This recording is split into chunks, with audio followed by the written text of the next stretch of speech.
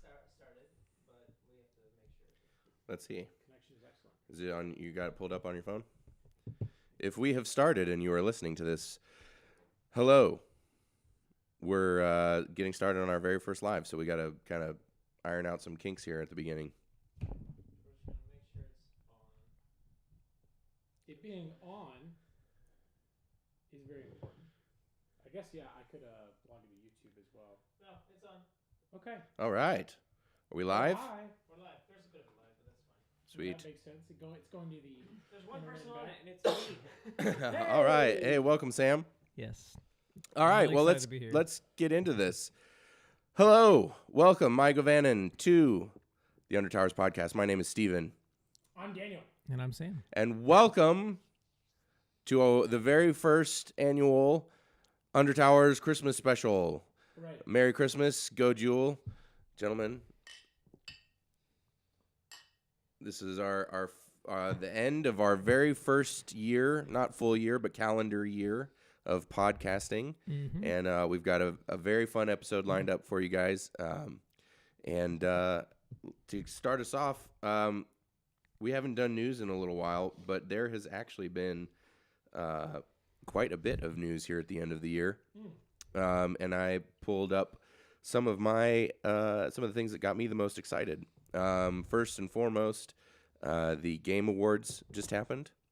Nice. The big video game awards show, and there were some extremely exciting announcements. First of which was Witcher 4 is coming. Right. Awesome. Now, Witcher 3 is one of the best games I've ever played in my life. It's one of my favorite games of all time. We read the first 2 books in the Witcher series this year. Big fan of The Witcher, and this game looks absolutely phenomenal. It's a cinematic trailer similar to the very first trailer that they released for Witcher 3. The big difference being that this go-around, as should be no surprise to anyone who played Witcher 3, the main character, the playable character, is Ciri, all Awesome. grown up as a Witcher. Which again, if you are a normal, sane, cool person who played the first game, should come as absolutely no surprise to you and should be very exciting. Typical to the internet nowadays, there's a bunch of chodes that are immediately complaining because they want to play a third-person action game where they're looking at a dude's ass running around the whole time. Who doesn't want that? Yeah. So it's so stupid. It's like if you played Witcher 3 and you got the good ending, which is now like the canon ending, then you knew this was coming, and it should be very exciting for you. So I am extremely excited. Excuse me. The next thing that was I'm super stoked about is I think it was the very last thing that was announced at the Game Awards was the brand new IP from Naughty Dog, who, if you live under a rock or are just not a gamer, Uncharted, Jack and Daxter, of course, most recently The Last of Us and Last of Us Part 2. One of the best game creators out there, especially for PlayStation, the PlayStation exclusive. But they have, for the first time in years, a brand new IP called Intergalactic: The Heretic Prophecy. And it is, as you might guess, set in outer space. Very and it's cool. kind of a retro, what do they call it? Retro futurism. Similar to how like the Fallout series is a futuristic science fiction series, but where all the tech and everything is kind of springing from the 50s-ish. Very similar, except in the 80s. So a lot of really, really cool mid to late 80s, early 90s stuff in the trailer for this game. On her ship, which is a Porsche ship. She's got the main character. She's got this really cool jacket. She's doing a video conference with her bounty hunter agent, but instead of like shiny LCD screens or something, it's like old school big thick TVs throughout the Nice. ship, and she's pulling up music on on CDs, and it's extremely cool. And it's Naughty Dog, so it's going to be great. The action's going to be great. It's going to be a lot of fun, and it's going to be freaking gorgeous. And Naughty Dog in space, so what's not to love? Love it. But honestly, the game that I got the most excited for that was announced at the Game Awards, and it was honestly something that I had completely given up on ever seeing, and that was the announcement for Okami 2. And I know you certainly saw it at my house. I don't know if you ever played Okami, Sam. No. Excuse me. Okami was originally a PlayStation 2 exclusive, and then it migrated over to GameCube, I believe, and I think there was a DS or Vita game that was made as well. But it essentially was a Zelda-like game, action adventure kind of game, but it was very Japanese. It was set in kind of Japanese mythology, where you play as the goddess Amaterasu in her wolf form. But the whole game was designed to look like a traditional Japanese painting. Nice. And the kind of the gist of the game was that I believe it was Orochi had returned and cast the whole of Nippon into darkness, and you, as the goddess Amaterasu, have to go and free the gods who are also in their kind of animal shape from the stars where they've been imprisoned. Cool. And they give you new drawing powers because you use your tail as this kind of magic ink brush, and as you gain in power, you're able to use that to clean up and bring color and light back to the world. And it is so counter to what I thought of as my main play style, because it's just so beautiful, and you're feeding cute little animals, and you're making flowers bloom on trees and all this stuff. And it's truly one of the best games I've ever played, and I genuinely gave up on there ever being a sequel, and they announced one. So Great. it was a very brief teaser, but it showed, again, keeping up the kind of painterly feel, although it almost started like this one. It looked less like the kind of traditional kind of ink drawings and almost looked more like Monet or something, which is kind of interesting. So super stoked to see what they do with that kind of painter design. Yeah. With next gen graphics capabilities. So, and then finally, the piece of news that on top of all of that I'm the most excited for is that there is official news with release dates for not one, not two, not even three, but 4 new Black Company books by Glenn Dang. Cook. This is a brand new arc that picks up after Soldiers Live, which is the last book in the Glittering Stone arc, which is kind of wraps up the Croker era of the Black Company, and it's focusing on the kids and young members of the company that are around in those final books. And so the arc is called The Orphan's Tale, and he currently has written Lies Weeping, They Cry, and Summer Grass, and he is writing right now the 4th book, Darkness Knows. So he's done the other ones. Mm-hmm. Yeah, and he Okay, kind of great. pulled a Brandon Sanderson where just silence for years, and then all of a sudden just drops this oh, hey, there's a new arc of Black Company coming, and I've already written 3 books. Honestly, that feels so kind. Yes. An author. Yeah, I I finished love it. Yeah. Don't worry, it's gonna be done. And You get to read all of them, and they all will make sense. And the first one comes out next November, and the second one comes out, I think, the following February. Nice. So they're going to kind of they'll be on roll our them out. lists, right? Yeah, 100%. Yeah, for sure. So that's the news that I have. Fun way to end the year, news-wise. We didn't discuss this beforehand. Do we have a sponsor for tonight's Christmas episode? We do not. This one is pro bono. Oh, we could say tonight's episode is brought to you by George Washington's eggnog. That it is. Yeah. We are currently Daniel drinking. beat this with his bare hands. He did. He beat the ever-loving stuffing out of it, and we're going to be drinking a lot of it.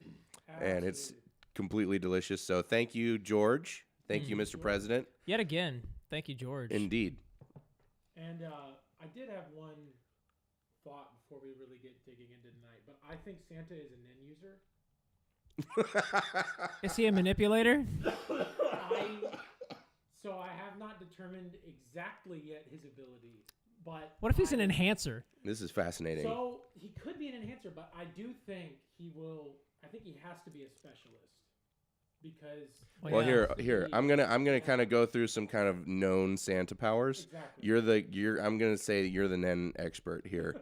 You're the hunter expert of the three of us. So you can then kind of make a decision on what Sam chime in. So we know he can visit billions of households in one night. Right. So time manipulation. Time manipulation. Right, that's what I was And He speed.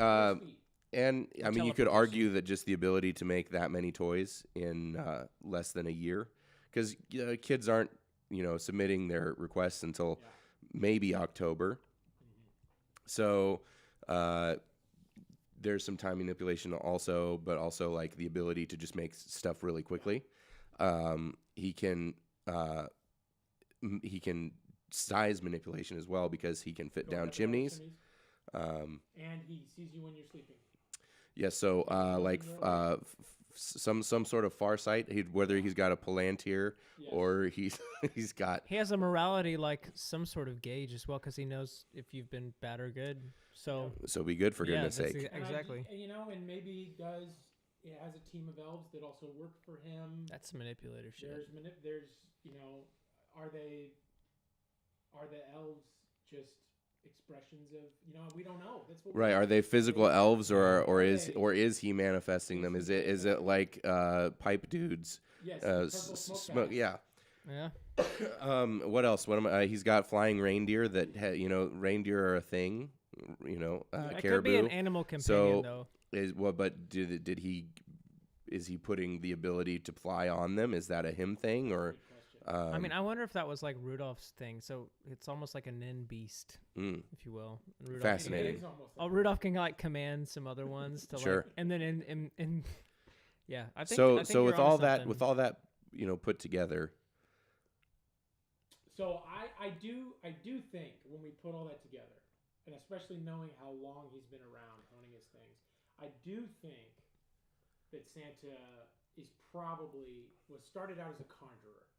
I see. Conjuring up the toys, and then we're told that later in life some conjurers will become specialists. Yeah. I think he at that point then becomes a specialist because we learn in the later Hunter x Hunter series that transportation and teleportation abilities are emission abilities. They're pretty far away on the Nin hierarchy, and typically that's a sign of a specialist is when you can Jump around like that. jump Yeah. around on the skill tree there.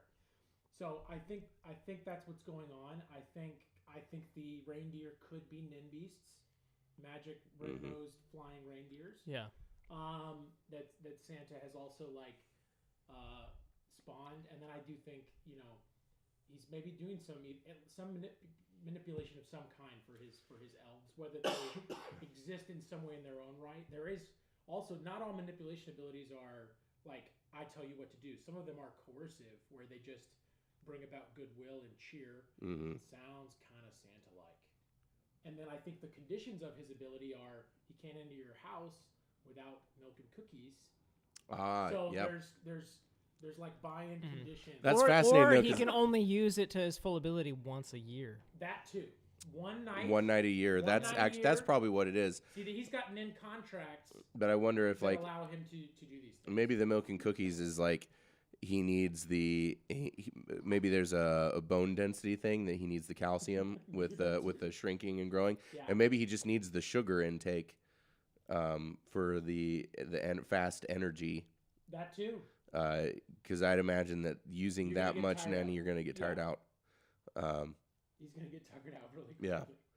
Because he's got a bag that tons of stuff fits in too, which we actually see a blanket of the similar style. So it's again like I think there's a swath of Nin abilities being displayed. I think you're right, and I wonder if he. Do we know of any other characters that have surpassed being a specialist? Given Santa Claus's Not age that- and his power level that we can, assume with what he's able to accomplish in a single night, I wonder if Yeah. he's maybe one of the only Nen users that has gone beyond a specialist where he could actually have two or more distinct type of Nen abilities where where he's not just kind of a jack of all trades, but he's like he has been able to fully utilize two different kinds of abilities. Well, and I think his specialization might work similar to Kurapika's, where when he has the red eyes, he becomes 100% in all of the Nin wheel. So it could be something similar to that. Yeah. We do have one example of that. But I'm just glad he studied and practiced and he's able to be there for everyone. And I'm glad that we've been able to figure this out. I am too. I mean, it explains a lot. It's like started putting all the pieces together. Yeah. These are the abilities that a powerful Nin user would display. And what could also be is, as we see with Nove in the Chimera arc, the North Pole, I'm not sure it actually exists. It could be sort of in the Nin dimension. It probably has to be because Maybe. people have gone to the North Pole, right? And they can't find it. And haven't found him. So it makes sense. That makes sense. That could also be part of his time manipulation and his ability to arrive in other places so quickly and so many places. Is Santa like Bigfoot actually an interdimensional being? True. And maybe that's actually with Santa existing for as long as he has, honing his abilities, prolonging his life. He started out a normal man. Yeah. And then just transcended. He transcended.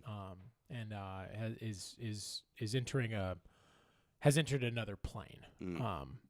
Over time, and potentially the other one is we do see abilities where doppelgangers are created. It might be less time dilation and more that Santa makes millions upon millions of copies of himself all in one night, who then also are able to shrink and fly around and then become one again, which I believe there's a similar ability in Naruto as well. Exactly. We at the very least I can totally confirm. We at the very least have confirmed that Santa is an anime character. Absolutely. Yeah, Santa's an 100%. anime character. I never seen him in the flesh, and it would be weird. But a cartoon of him, that seems okay. All right. So for tonight's episode, we are going to end the episode by revisiting our top 10 favorite sci-fi fantasy books and series list that we created in our very first episode. But on the way to that, we also all have assembled various other top 10 lists that are personal to us about various things that we have consumed throughout 2024, because Yes. here we are at the end of I'm the excited year. for my personal 10. Yeah, I am too. I don't know that anybody else is. I think we have one listener who I think is also going to enjoy it, but I don't know if anybody else will. But we will enjoy it. If there's one. So let's dive into one of these personal lists. Who wants to go first? I can. All I don't right. mind. Yeah, go for it. So I'll start. Most of mine tonight are going to be literature themed, whether inside or outside of the book club. But the first one I have tonight is my top 10 TV shows from the year, or my top TV shows. Fantastic. And so I've got Yay. I compiled a little list. There's a little cheating here, as some things are like smushed, and there were a few shows I only started watching recently that I haven't finished. So I thought there was a few things there I wanted to talk about. But starting my list off, coming in at 4,893 is Rings of Power. Season 2. So far below 10. It was I just thought it was a dishonorable mention. This season was really bad in my estimation You for had a bunch lot of thousand high hopes, different though. reasons. You were really nice I about it did. before. I wanted to be optimistic. I didn't really do this to totally slam it, but with it being topical, what a horrible self-slammed. season of television. There was one good episode. Episode 5 was actually pretty good, just as a TV episode, and then beyond that, it was really awful. And then coming in at 4,892 was House of the Dragon season 2, which was also hot garbage. So a great year for Actually, you and fantasy I know, adaptations. really bad. I will say, House of the Dragon had more good moments than Rings of Power, but was just very frustrating in its plotting and overall, and then also like was really hurt by having 2 episodes cut, and the way they were cut was really hurt the overall season. And then just a very frustrating season of television with weird pacing issues and very strange character choices, but with still some good moments. That rating is actually probably way too low, but was given for effect. Okay, coming then into my top 10, I've got like a little 3-way tie to start us off, and then we're going to get normal into one ways, where the 3-Body Problem, the Netflix adaptation, Say Nothing, which is a Hulu show about the Troubles, and then English Teacher, which is another Hulu show, which is a comedy. The last 2, me and my wife just started watching those, so I actually feel like those would both be higher up the list if I had finished the seasons, but it's very good so far. Okay, got you. English Teacher is a very funny show about a school that takes both very irreverent and very funny. Say Nothing was just really well done. And obviously, The Troubles is it's a story based off a book by Radcliffe, but it's supposed to be a very good book about the Troubles in Northern Ireland. But the story spans like 4 decades of storytelling, and it kind of weaves in through good. And the 3-Body Problem was kind of a bad adaptation in some ways of 3-Body Problem, but they did some really big moments right, and they nailed pieces of it, so it was like very entertaining and very fun, but overall like very mixed. So then coming in at number 9, this was the super fun show I've been watching with my wife. This actually hasn't finished either, but love season 1. Really enjoying season 2 is Bad Sisters, which is an Apple TV show. It's about a set of 5 Irish sisters who end up basically murdering somebody. Of course, because they're Irish. Yeah, exactly. And it's just a lot of fun. Shout out super to the goofy. Irish people like myself. Absolutely. I have not murdered anyone. 8 was Allegedly. Yes, yeah. 8 was Presumed Innocent, which is also an Apple TV show about a lawyer who gets caught up in his own and this whole situation where he ends up having to represent himself for a trial, and there's tons of hijinks. Jake Gyllenhaal was the lead in that, and it was just a lot of fun. Jake Gyllenhaal was the main hijinks. Yeah, he was. For number 7 of Slow Horses, which was in its 4th season. This was actually the worst season of the show by far, but You still really made the enjoyed top it. 10, dang. It still made the top 10. The other 3 seasons were excellent. This one was still good, just not as good as the past seasons, but it's another Apple TV show that's about spies that are put into what they call the Slough House, which is basically like if you're a reject spy, they put you into the reject bin and you're like shunted away. And then this group of spies in this house who are both good and sort of good at their jobs, sort of bad at their jobs, keep getting into hijinks and wrapped up into bigger events. And then number 6 is The Agency, which is also ongoing. I watched that on your It recommendation. is absolutely incredible. It's pretty good. Michael Fassbender, another number, Richard Gere is also in it. There's a lot of great actors in it, but it's about the CIA. It is a retelling of a show called The Bureau, which is a French show, but it's obviously been repurposed to be a CIA show. But really cool stuff about identity and then politics and the workings and what it actually takes to like actually be a spy. And then it's also very practical in the way it shows being a spy in a way that's both enjoyable, but then also gets into the humanity of it in a really great way. So then my top 5 are what I feel strongest about. Number 5 was Taskmaster. This last season is awesome. It's a great British game show. And the British do game shows better than anybody I know, like the stupid, I don't know. silly I think shows. the Japanese game shows are pretty wild. I don't know. I guess I've just not watched many of them. But what beats Wheel of I guess Fortune? I should. What I should say is these are like game show chat shows. No, there you go. So, That's like- not what I'm talking Like your about. Q, yeah. Your QIs, your. 100%. But this has Mock a the game. week. This has a game element. All that stuff. Yeah, absolutely. Would I lie to you? All that stuff. But Taskmaster is incredible. This season was very good, and I can't recommend it enough. Number 4 was a Netflix show called Ripley, which is a retelling of the talented Mr. Ripley, but it was just absolutely phenomenal with Andrew Scott in the lead as Ripley, and all shot in black and white. Couldn't be more different than the 90s movie, which is also very good, which is sunny and vibrant and wonderful, but then like this, the horribleness of that story sets in. This one is like stark and bleak, and one is feels like it's about identity and finding itself after the war, but also the lurking maybe corruption and evil behind that. This one feels like the war just ended and there's like 6 people left, is the way this feels, as the world like again also crawls out of that. But it's stunning, it's wonderful. Can't recommend it enough. Number 3 was Shogun, which was awesome. And I know that's going to be in a lot of people's year-end lists, but I absolutely adored watching it. Super great, and really scratched a fantasy itch while also being a historical show, but because it just told so well. It was very it captured that same escapism as like going into another world. Yeah. Number 2 for me was Industry, which is on HBO. Yeah, that one. And Industry season 3. That's been my favorite show on TV for the last few years, and this season was probably the best so far. Just absolutely phenomenal.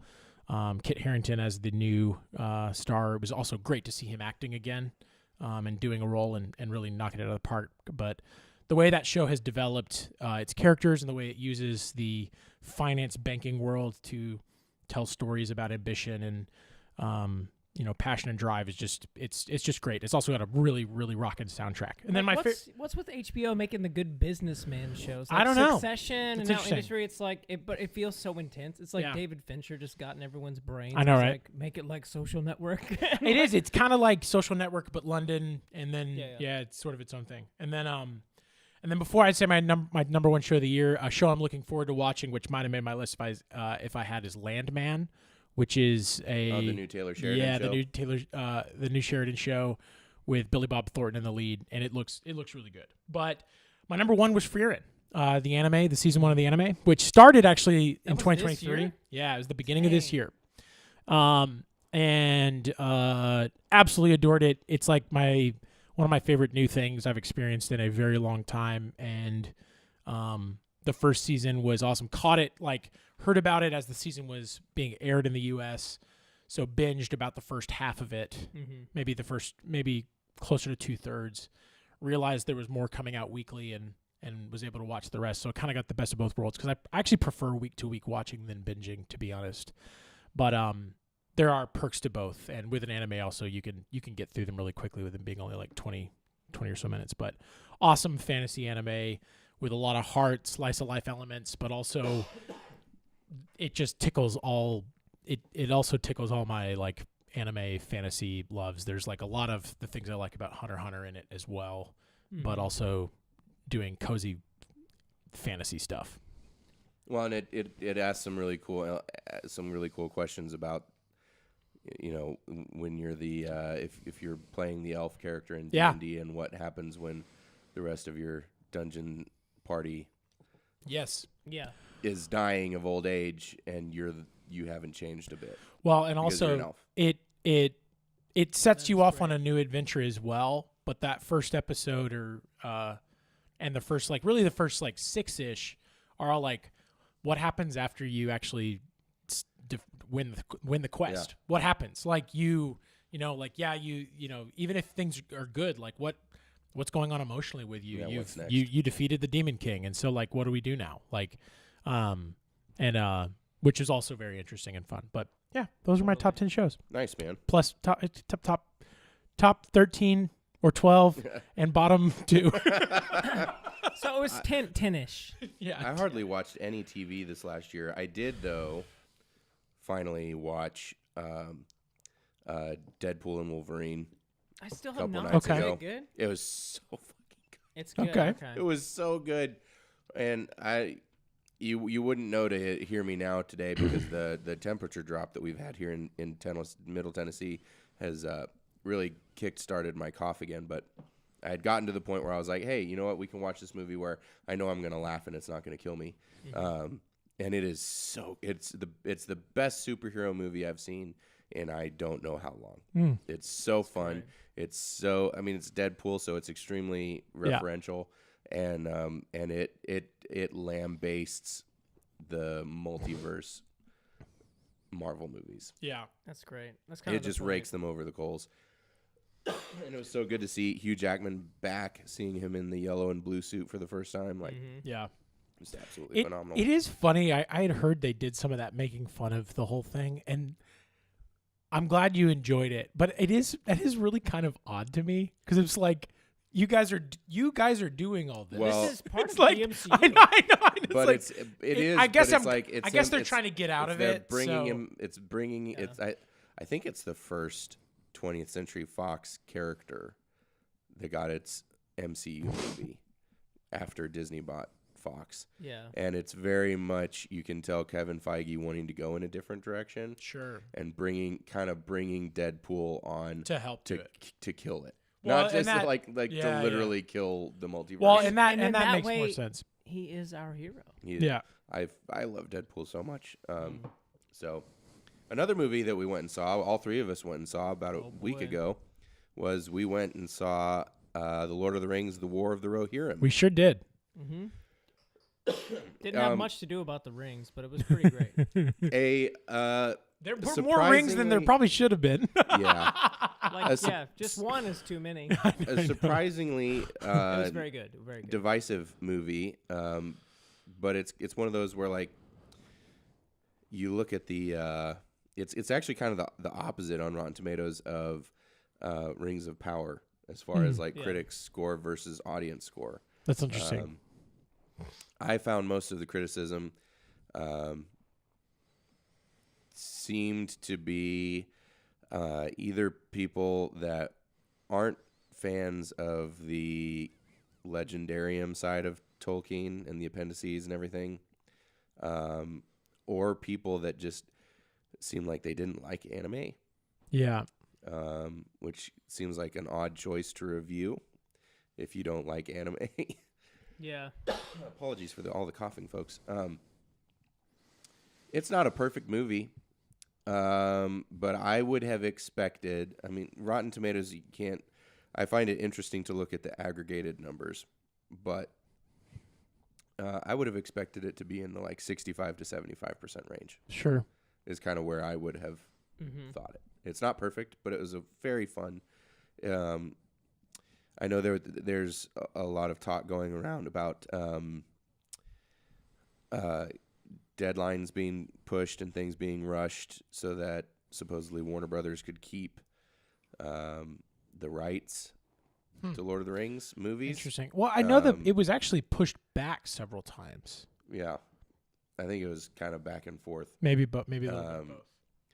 And I think there were some moments that kind of reminded me of Uzumaki in that Sure. area, where like sometimes this is so beautiful. This is some of the best animation I've seen in a long time. Yeah. And then other times it was like, this feels a little rushed. Sure. But as a whole, I loved it. I thought it was great fun. I was just tickled to get to see Helm Hammerhand on the big screen, which is not really anything I ever thought would happen because it's like 2 pages Yeah. in the back of the appendices. Sure.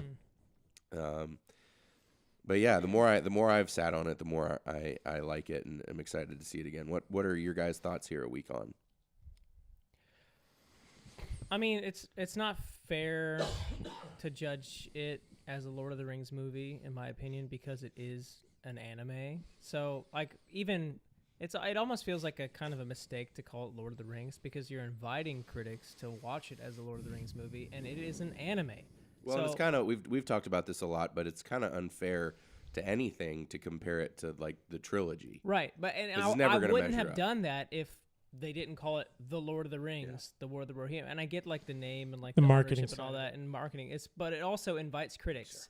And honestly, half of admitting you like anime is accepting that half of the world is going to hate you. So it makes sense that it took a toll because of that. So Thank you, sir. I love the movie totally. The marketing side, or just the calling it of Lord of the Rings. I was like, I mean, it tells you it's part of the universe. And I guess that Rings of Power has done such a disservice to the whole thing that it's fine to overlook it.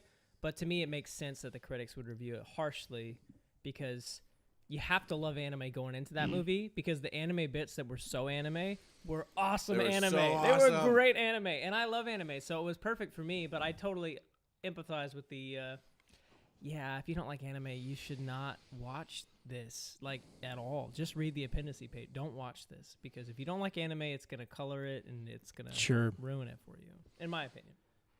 Well, a lot Yeah. of the characterizations, a lot of the pacing, a lot of the things that people had issues with. Yeah. I was watching and I was like, this is just it's kind Super kinda fast normal for an anime. anime. Yeah. Well, normal anime, but I also didn't.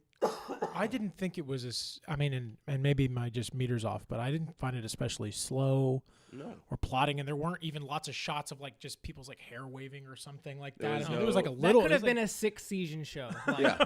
for sure. yeah, sure, 6 seasons. yes, We got the one moment of Helm Hammerhand like kind of powering up and yelling, yeah, but it wasn't like, drawn out. no. It could have been. It could have been. Yeah. Well, and I that troll fight, 3 episodes. at I least. would, No, I yeah, would I know. Watched every. Well, watched and that every second this of is this was gonna be I sort of have. Well, I have a few thoughts. I actually think this would have been better as a season of TV, Mm. at least one Yeah. season of TV. If it was like a 28 episode anime season, which would be like 5. I'm being bad at math. 3 hours 28 an divided by episode. 20. 28 divided by 3. There you go. 67 divided by 103. But a nice chunk of episodes with some more like both meandering plot, time to develop the side characters more and get more time with them, I thought would have all serviced it. I do think the things we saw in the movie were good, and the movie was enjoyable and fun. I liked Hera as a character and making her the lead. Like, I get it and was cool with it. I did want more of Freyalof, the eventual king, and Theoden's ancestor, and I wanted more Yeah. Hammerhand. I wanted more of his like psychology and what the things in the movie happened, and I felt like it was there, but they just didn't show it to you. So that was fine. But like we don't see and we got basically one excursion of like night stalking and punching. Yeah. In the book, and again, this is not even an accuracy. It's the idea that he goes on these night raids for a period of time, and like again, there you could do really a almost like a Rambo, but Yeah, which I would have loved to have seen. yeah, a Rambo style Helm Hammerhand would be amazing. Then the only other thing, and this is something, and my thoughts about this are both because of the Lord of the Rings movies and because of an interview I listened to with Philippa Boyens, who was the head writer for this film. No, I actually think using Helm's daughter, who's unnamed in the little 2-page thing we get, giving her a name, making her the focus lead character was a great decision. I wish it had been more of a triumvirate lead with Freyalof and Helm, probably being your two, which they are, I think, the other two main characters in the movies. Mm-hmm. I wouldn't have minded a little more of the brothers too. But point being, I didn't really feel like she actually had much of an arc. She was sort of a classic northern heroine where they're in the saga and there's not really character development. It's just sort of things happening. So my thoughts there, though, I don't really have a problem with that. And then I'm going to suggest a few changes to the movie that I thought would have greatly improved it here in a minute. But I don't have a problem with her not having a development and just being very competent and very good at things. That's fine. Except that they felt they had to do that to Aragorn, when Aragorn isn't like that in the books. And that's the one thing I just keep sitting with, where like we have an unnamed character who we also give the climactic moment to away from Freyalof in the story, give it to her, which also I get why they did it for the movie because it's this heroine's story. Mm-hmm. But basically she's good at things and people doubt her, and then her like moment is actually her like two big moments are not her overcoming. It's actually her father believing in her. That's the big emotional moment. So it's like she never really fails anybody. People fail her by doubting in her and not letting her do things, which again, I kind of we keep doing this, I feel like, a lot with especially feminine characters these days. And there's this funny impulse where instead of them struggling and having things to overcome and improve, or having a failing that they have to work on, or a fear even to work through, it's no, the issue is that people doubted you, which is actually kind of a funny message if you actually think about it. If we're thinking of these stories as empowering, it's actually not a good message, is that you've never failed anyone, you've always been good enough, and actually the world has failed you. Sometimes that's true, but also like that's actually not the main story in life. I'm going way off the deep end with this, but my point is, I wouldn't really care about it if they didn't feel like they needed to do that to the same. And again, not just the separate opinion. The same exact writers and producers felt like they had to give doubt to Gandalf and doubt to Aragorn, because that would linchpin their movies. But then we do this later, and it's like, nope, actually perfect. Not perfect's exaggerating it, but it's like, no, there's not. So, but then the way we fix this, there's two changes. Obviously, there's a lot of. I mean, I wanted more Helm. I wanted more Freylof. But if we keep the rest of the film basically the same, they either needed to have Hera sacrifice herself at the end. Spoilers, sorry. And that would have worked for me, especially where she basically beats the guy but dies. Then Freylof finishes him, and then you get the finish. You get basically the book finish and her sacrifice. Okay, wow, that's her story. Or they just needed in the flashback for her to lose to Wolf. She just needed to lose, because the thing was like when I was watching the movie, like she's going to beat him because it's a film, and she's going to win. But we already know she beats him. Right. She beats him in the beginning. There's nothing to overcome. She just has to do the thing we've actually already seen her do, which is, there's not really a big problem with that. Yeah. But actually, if you flip it where Wolf gives her a scar and there's some tension there, then the whole thing works. And it's actually like, I am a great writer and I am a good swordsman and I've been working on this my whole life, but you're the guy we used to spar and I could never beat you. And then in this big moment, now I have to do it. Yeah. And then she does it. Like that just totally works for me. That is so interesting that you that's think actually that. that's I had great. like almost the opposite thought. Really? Yeah, because I thought that Wolf seemed so pitiful and pathetic the whole time, and it seemed like her line of nobility in Kings was like almost trying to take mercy on him throughout the entire thing. Like, I get you that. want to marry me? I don't want to marry you. I am gonna kick your ass, bro. But like, why do we have to do this? It seemed like she was pitying him the whole time. I do think she should have died though, and I think that death should have been like an Arthurian, like almost allow it to happen sort of thing. Yeah. For the realm. So and that's where like I think either one of those to me work as just like subtle tweaks. She should have died. She should have died. I think that you could have done both. I think both would have been good. You even could have done both. And this is kind of what I mean. I don't disagree with anything that you're saying. Actually, I think that those are all great points. The only thing I would push back on is that I would assume that kind of the answer, whether this is right or not, I would guess that the answer as to why they made that character change for Aragorn and didn't give us something similar to Hera was the 3.5 hour long movies versus 1 2 hour. That would be my guess. That makes I'm not opposed to that. Having a longer time for that kind of arc to resolve. But I think you nailed it. I think those two changes, you could leave every other frame of the movie exactly the same. Yeah. With those two changes, and it would have been. Yeah. Well, phenomenal. the ending makes almost no sense based on the character I was the liking very of end, making her pity him. She should have become queen. Like, I this know. Stuff about it like doesn't how actually she's right, everybody else is wrong. Yeah. It becomes and then she completely just says she proven. doesn't want Helm's to. last words are like, "We should have listened to you." It's like I know. She's the queen. She has the bloodline. Which is why it. Well, then also like it wouldn't actually have been really weird, except for like their relationship. Like it's not that weird for cousins to get married. Obviously, first cousins is a little strange. That wouldn't But fly that- in today's No, you're I correct. know, I You're know. 100% It totally correct would as- though, because George R.R. Martin made incest cool. What? Everybody loves it now. Well, it's a tragedy, but there's actually incest in Tolkien too. People forget, but Yeah. it's the German, it's the Sigurd The story. Germans, all the Germans. It's a are retelling of the incestual. Sigurd story, but and then my last notes on it, because I really did enjoy this movie, but I thought a lot about the way I felt about it. There were some tie-ins to the Lord of the Rings in a few ways. I actually which this is in trailers.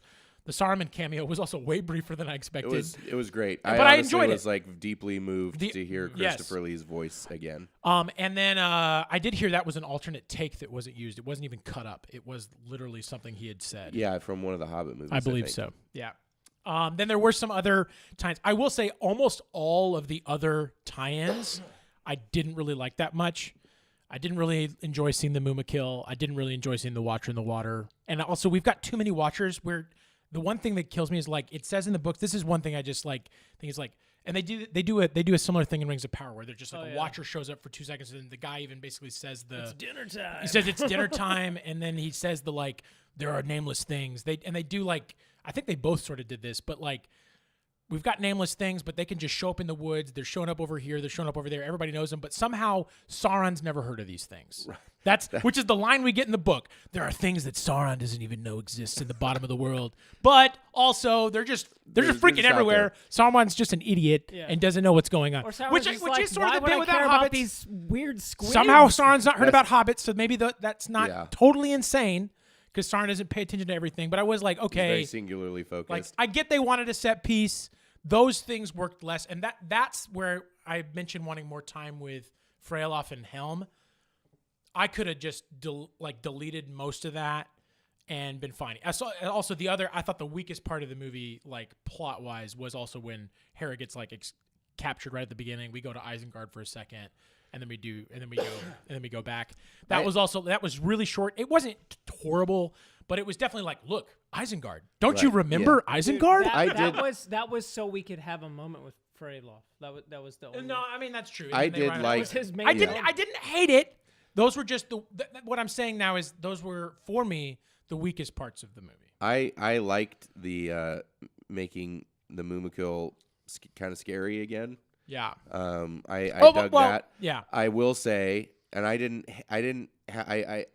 don't disagree with your feelings on the Watcher being everywhere. My biggest problem was that with the island growing on his back, he looked like a Pokemon. Well, I heard this was not my idea, but the thing I heard was he's a Zelda boss. Yeah, Which like sure. absolutely is like you like land on the You'd see like would the land on highlights that- on each of the well, tentacles. he's got the island on his Strike. head. You like land on it, and then it's like, whoa, Yeah. and you're like, oh no! But it kind of looked. Shoot an arrow. It kind of looked like It's a an cross Octorok, between like yeah. a or even like a Bulbasaur cross with what's the one that like Tentacruel or always something? eats what's his name Snorlax. no he Okay, one of let's the- not one get of started Team on Rocket, Pokemon. We've he- already taken a long time on yeah. Lord of the Rings. So anyways, okay, you're right. Because I'll go on. I did have one last thought, One last thought. and and again, this is another thing I didn't like on a movie that I did enjoy seeing. I did not like that Helm yelled death. Because Oh, I Theoden. thought that took away from when they yelled death. And actually, in the book, it's Éomer that yells it. Yes. Éomer yells it when he's seeing death and ruin all around him. He thinks the day is lost. But and then that's screams but this- cathartically death. But the scene in the movie, It was cool. It's, No, it was it's very like cool. It's one of the greatest. Well, and then ever. now obviously we transpose that to Theoden, where they also think they maybe are riding to their doom. So then they yell death.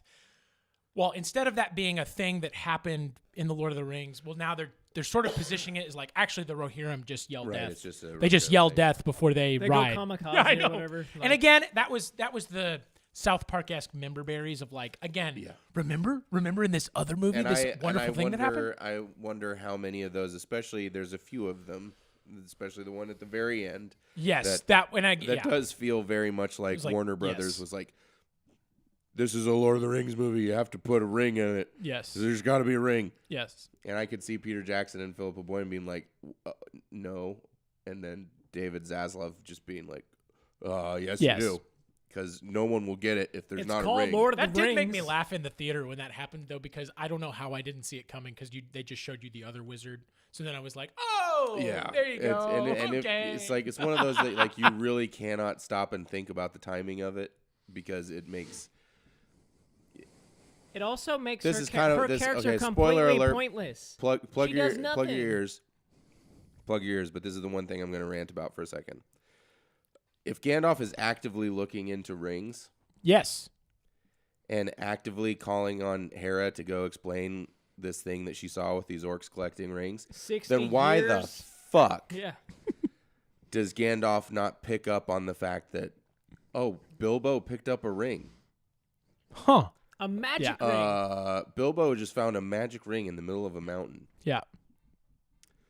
That's a red flag. Yeah.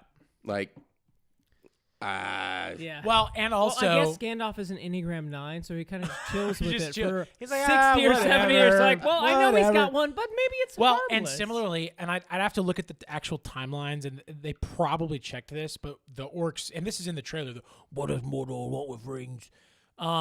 They do that little moment, and if the necromancer was in Dol Guldur, and I know maybe he was kind of doing things in both, Mordor, but then Mordor shut down. Mordor's not really even doing. No. Again, I'd have to look at the actual timeline. no, you're not wrong because like, the necromancer is referenced in the Hobbit, Anachronism. which is still Anachronism. And they're not still even sure- 50 so- plus years later. Again, so it's like we've already got orcs explicitly being told to look for rings. We've got 200 years before. None of it really. Also, if that little Makes scout sense. has a pouch of 20 rings, Homeboy is sorting through at I least know 200,000 rings. He's got a lot of. He had a lot of rings. That's He what really I'm saying. had And lot he's of like a rings. random ass scout. And Rohan, he's like so far. Like, imagine every orc that's a scout in the 300-mile radius is picking up rings. Like, they're gonna have like a whole assembly team to look through these rings. Like, there's gotta be over like 100,000 rings So- to sort through. That felt to me very much like, okay, you guys want to make an anime based on a very obscure character from the appendices. You got to put a ring reference in. You got to Yeah. reference Gandalf. You got to put a ring reference in, or Yeah. your check isn't getting signed. Yeah. So, anyways, Yeah. It is. I really would love to know. I wish I could live in an alternate world where those things weren't in the movie. And would the movie would it make any impact at all? I think like if you could keep the orcs bit, Sure. if for no other reason than immediately following that is Helm beating them to death. Maybe. Yeah.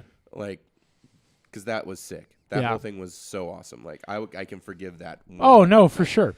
But I think like if Hera had died, Yeah. then the other part would have been. Well, then it wouldn't wouldn't have been even there. happen. It Yeah. wouldn't have been there. No, I agree. No point. All right. So well, 'cause War that- of the well- Rohirrim. To put a bow on it. Yeah. To put just a little bow on it. The last Last little bow. And this is the thing we talk about arcs. Again, we've talked about Conan characters who, it is an exaggeration to say Conan never learns anything, because that's not true. But Conan mostly stays himself. That's more how Aragorn is depicted in the actual Lord of the Rings books. His situation changes and he deals with struggles and hardships and a whole plot to put him on the throne. But he believes in his destiny to become king and then feels it. Hera in this movie I thought was interesting. We even get the voiceover, which I did think there was also just a little too much voiceover. The beginning was good, but it kind of popped up in throughout in a way I didn't think we needed, but that's not a big deal. But we get told Hera is like young, wild, and free.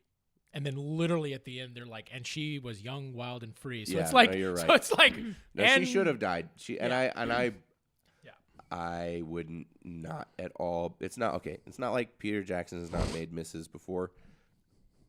I would put money on the fact that she died in one of the early drafts, and it was Ixnay. I wouldn't I wouldn't be shocked at that either. Yeah, that's kind of that would be my assumption. You know what I would have loved, honestly, with the voiceovers, is don't start it with Eowyn's voice over black screen. Start with a live action Eowyn in Gondor, Yeah. Faramir in the background or Telling the something, maybe story. telling her kids the story. Well, to me, that's if you if That would you have just been so fun. if you want to do movie tie-in, that would have been awesome. Yes, Faramir telling their children, and honestly, based on what we know in the books, like Pippin can show up because Would've been so amazing. Pippin is the ambassador from the Shire to Gondor, and like Yeah. you could if you want to do that, you have a 5-minute little scene, and then you do. We the should thing should move on. Okay. Yeah. Okay. All right. So list number 2, Sam. And you know what? Maybe we could have Mary and it'd be like, they sing a song. So loved War of the Rohirrim. Was it perfect? No, it was not perfect, but it was so much fun. It was fun. I enjoyed and it. it was great getting to wanted see I want to go see it with you guys again. one of my favorite characters not at the- in the Legendarium. Absolutely. So, Samwise, how about you lay your personal top 10 of 2024 list on us? Okay, so for my top 10, I picked top 10 things All right. of 2024. Okay. And by things, I mean anything at all. So Okay. Anything. coming in at number 10 was number 10 was Friends. I think Friends in 2024 was pretty good. Okay. We had a good run. We Not had a the really show, good run. but just like No, friendships. I like the show, but it didn't make the list. Number 4,923. So yeah, Friends, it's been good. This coming in at number 9 is just the concept of sorcery. I like the Okay. idea Yep. of it, especially in the fantasy world. Yep. I am more fond of like rules sorcery, but not too much rules. Like Skyrim rules, you Sure. know, Yeah, like yeah. you have to like level it up, and then luck has an impact on it. Like that kind of stuff is cool. Coming in at number 8 is ChatGPT. Okay. Wow. Yeah. I think it's kind of fun to have that. I use it a lot for work, and We've had some fun with it on the show. we have, yeah. And I did not actually get any help from it for this list. I was very tempted to be like, what are 10 fun What random are the 10 things? best things, 10 ChatGPT? what are my 10 favorite things? And honestly, because of my backlog with it, it probably would have some pretty interesting things to say. Coming in at number 7 is just Bryan Cranston. I think he's a great Wow. guy. Yeah. Okay. I agree. He seems love like a his genuinely acting. great dude. Malcolm in the Middle is being rebooted with Frankie 4 Muniz. episodes. 4 Yeah, special and him. episodes. So it's probably going to be bad, but I will watch it and like It might be fine. Might be great. Yeah. You never know. Well, I mean, the Arrested Development reboot wasn't like awesome, but I loved Yeah. it too. It wasn't terrible. No, I watched one of the seasons. they're both Same. great. Yeah, the second new season, so 5 is pretty good. Coming in at number 6 is Eggs on Toast. Okay. Yeah. Yes. Um, 100% agree. I used to live in Australia, and that's the main thing I miss there is breakfast. They did eggs on toast like really well there, and they had like all that stuff. But I would make it this year and reminisce, and it was a good time. Number 5 is Lord of the Rings memes. Agreed. I follow several accounts, and I send you guys random things about it. Really great. Shout out the Meme Scream super secret group chat on Instagram. Love yes, you guys. that's great. The meme account I would shout out is Where Was Gondor?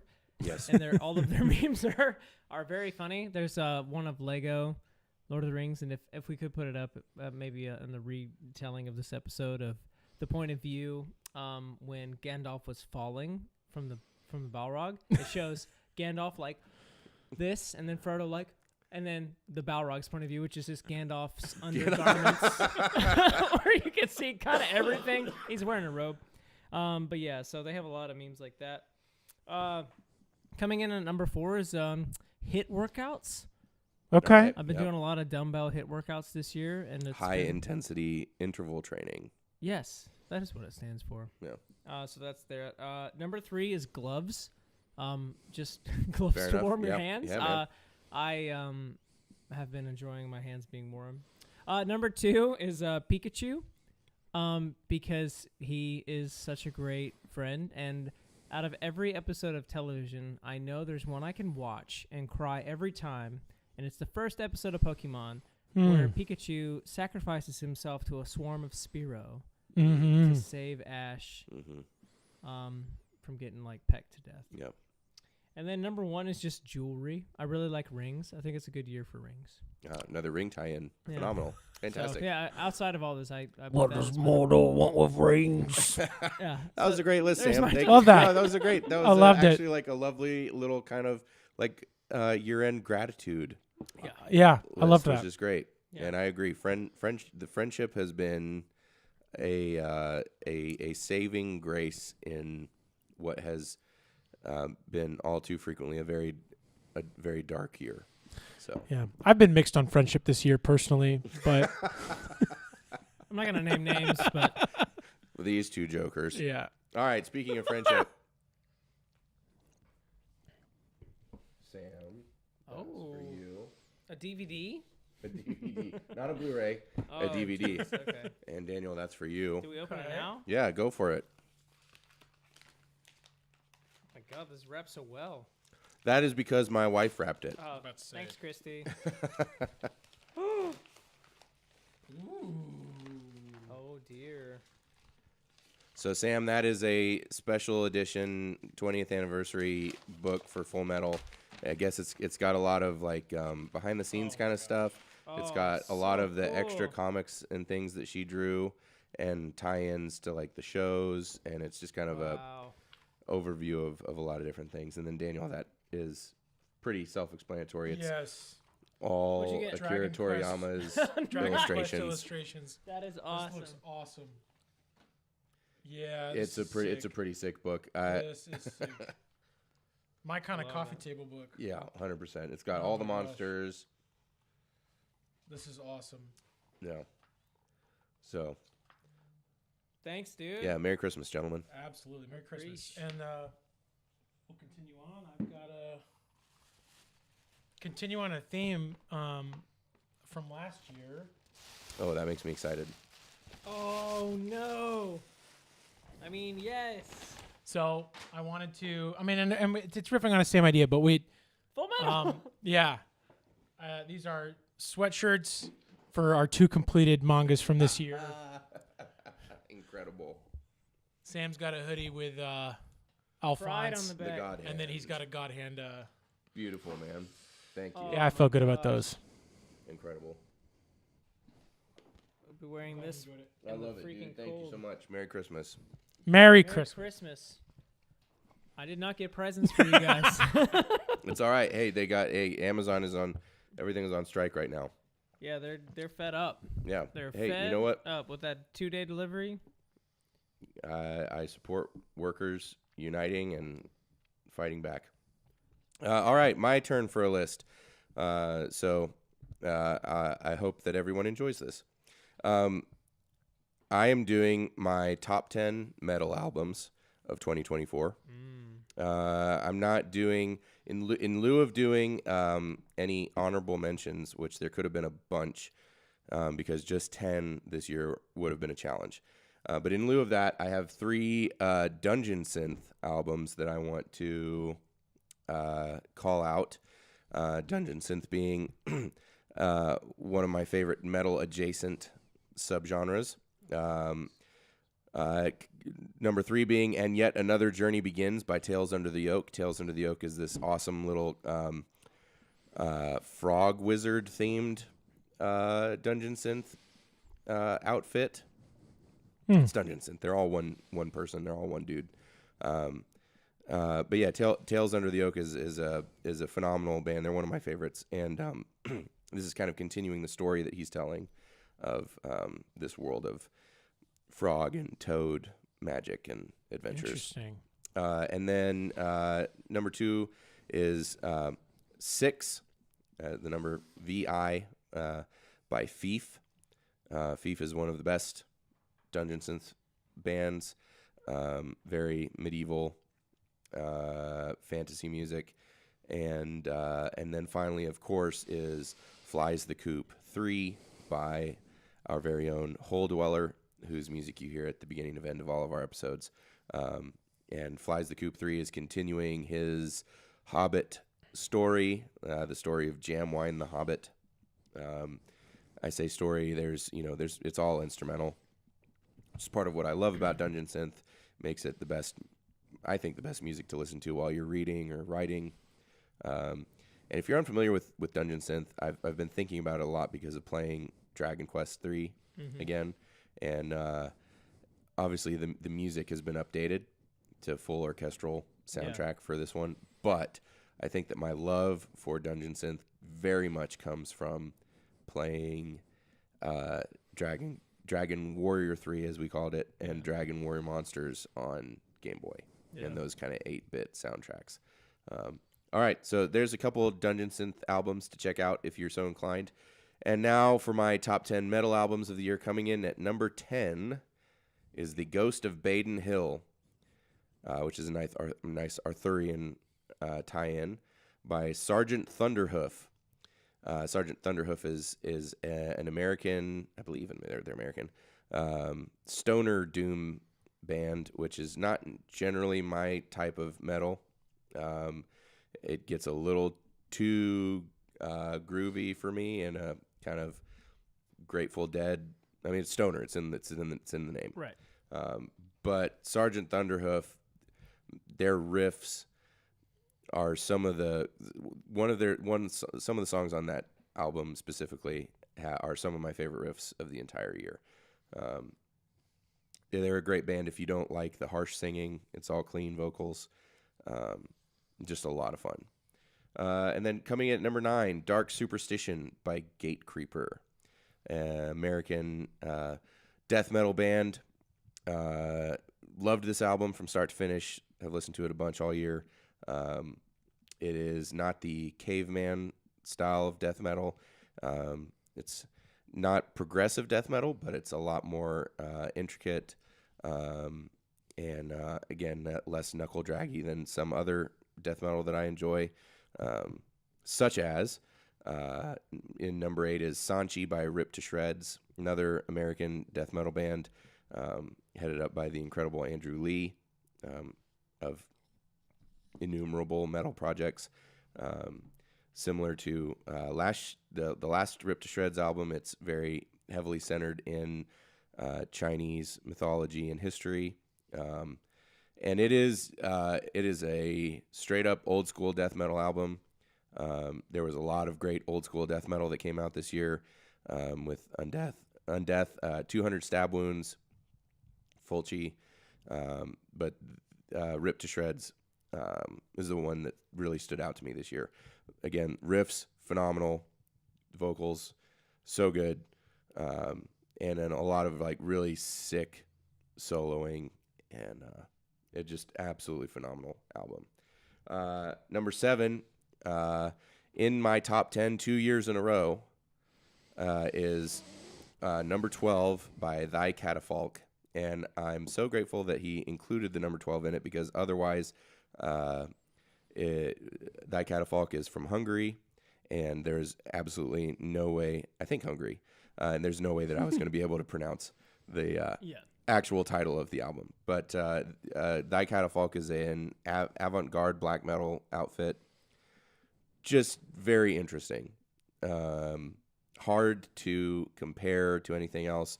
Hard to pin down stylistically.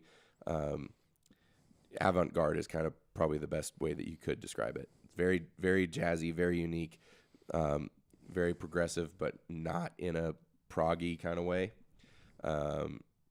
Just very, very cool. And again, his album last year was in my top 10, and he's very swiftly becoming one of my favorite metal bands. Coming in at number 6, there's a sub-genre that I really love. It's a, I guess you would call it like a subgenre of either folk or atmospheric black metal, but it's like this Metal, wow. Well, there's folk metal, and maybe we'll do a whole episode at some point where I'll like break down the subgenres of metal, because it's very complex. But this is like a subgenre of a subgenre, and it is medieval black metal. It's heavily populated by French bands, Hunter Knows, Vehemonce, and the third project by the same dude is in my number 6. This is an album by Grill, and I'm going to try to pronounce this correctly, but Egrotants Souffleto Kakoshim Covidard by Grill. And what was so unique and so much fun about this album is there is not a single electric instrument on it, except maybe the bass. It's drums, bass, and then you got all your typical kind of black metal staples as far as like the screechy tremolos, really fast picking, but it's all done with like lutes, mandocellos, hurdy-gurdies, like medieval type instruments. Crazy. So you still have the harsh black metal screams, but it's again, it's all acoustic and semi-medieval instruments. So it's really fun. It has a very medieval flair to it. It sounds like it's very appropriate music. Looking back at something that we've read this year for like Witcher, or more specifically and more appropriately for like Between Two Fires. Yeah. Number 5, The Last Will and Testament by Opeth. This was a really nice return to form for Opeth. They're a progressive death metal band, but they have leaned very heavily on the prog the last several albums.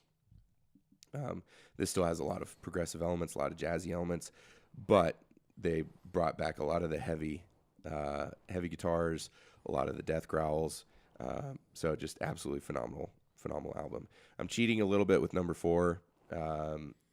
And my number 4 pick is 2 albums. It's Reclamation Part 1 and 2 by Emiensis. It's 2 full-length albums, but they came out like a month or 2 apart, and they truly are best listened to all the way through both albums. It very much feels like one project to me, beyond just sharing the same title. But they're an American progressive black metal album, or black metal band. Reminded me very much of one of my other favorite albums from last year, which was Heimdall by Enslaved. So if you dig Enslaved, the modern kind of progressive angle of Enslaved, you'll like this one. Coming in at number 3, this will probably, if you give me another month, might end up at number 1, like it is for everybody else. But it is Absolute Elsewhere by Blood Incantation. They're another progressive death metal band from here in the United States, I think Colorado. This was one that I am late to the party on, which is why it's probably not at number 1, because everybody was hyping it up so much that I just didn't listen to it for a while. It was kind of one of those, and I literally got 20 seconds into the first song, and the guitars hit, and I was like, I'm a fool. I should have listened to this as soon as it came out. So will not make that mistake again with Blood Incantation. Absolutely phenomenal album, very spacey. It feels like the soundtrack to some really crazy, slightly horrific science fiction epic. I will be listening to that one for a very long time. It's absolutely phenomenal. And then number 2, Die Urkatastrophe by Kanonenfieber. This is a blackened death metal project from Germany. It's one of 3 different projects by the gentleman just known as Noise, and this is his World War I project. This is their second full-length album, and everything that Kanonenfieber does is based on World War I. And he really managed to capture the horror and the violence and the brutality as much as you can musically, sonically. Just an absolute assault on the senses, and one of those where there's a few I don't want to say beats that drop because this isn't fucking deathcore, but there's moments in several of the songs that were just it hits you, and I had to just physically stop and turn the volume up. So that's my number 2, absolutely phenomenal album. And then coming in at number 1, yet another black metal project, The Imperious Horizon by Winterfilleth. Winterfilleth is one of my favorite black metal bands. They're a atmospheric black metal band from England, very English, and it's hard. It's hard to put into words exactly how they are, but they are one of the most English feeling and sounding bands that I've ever heard. But kind of not in a modern sense, very much in a kind of classic, chivalric, knightly, medieval, Middle Ages kind of England. It's a beautiful album. Nobody else is going to call it beautiful, but if you like atmospheric black metal, it's beautiful. Loved it very much. That's my number 1. So again, to our one fan that's also a metalhead, I got you, bro. I hope you enjoyed that list. Check out any of those albums if you haven't already. And to anybody else that is maybe metal curious, there might be a couple albums in there that you might like, but some of those I would not recommend if you're not a metalhead. Number 3 sounded start. interesting to me. The Incantation. Blood Incantation? Yeah. Blood Incantation, honestly, that album it's so good on every level to the point where it's on lists of best music that like not metal people are putting out. Yeah. It's getting that kind of recognition. That's cool. And pretty much every single top 10 or top 20 list that I've seen, it's been in the top 10. Yeah. So, way to go, Blood Incantation. yeah, it's sick, and I'm looking forward to going back and reviewing their whole discography. All right, so next up, because we've all three done our personal lists, this book club is based off, or this podcast rather is based off of our book club, and this 2024 was our first full year of book club. Yes. We started in, I think, May of 23. Yes. And so we each prepared what our top 5 favorite books that we read for book club this year. So Daniel, why don't you start us off? What is your favorite books that you read? Yeah. So do we want to do 555 or do we want to do my whole list? We can, yeah, let's do it.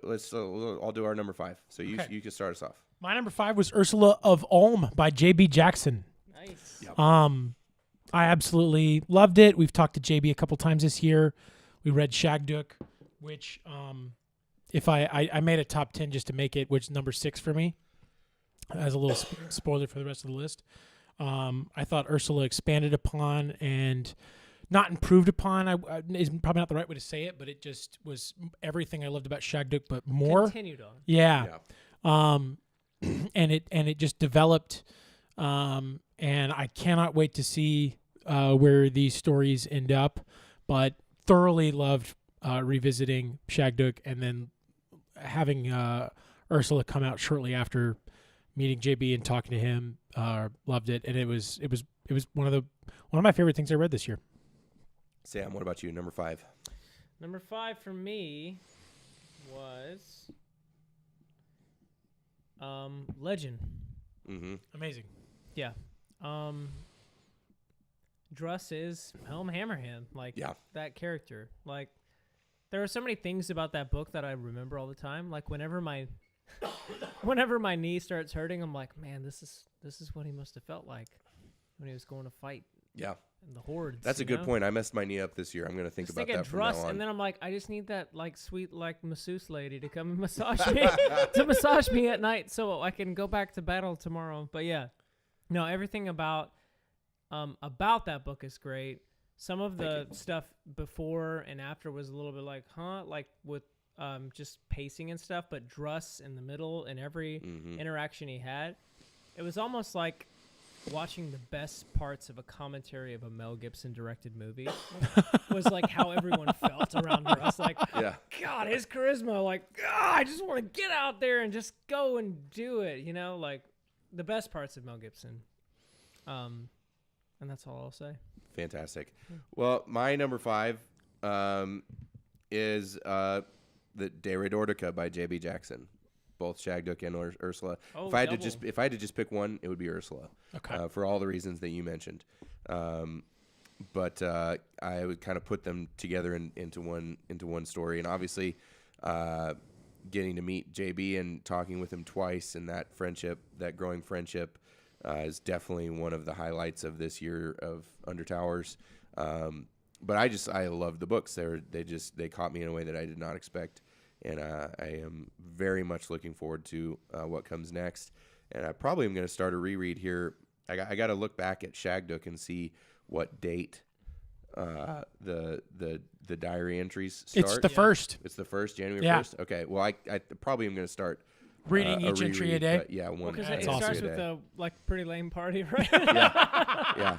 So that's I'm looking forward to that. That's going to probably be that's my a good favorite idea. It says right it here. all. That's a good idea. Yeah. So, Daniel, number 4.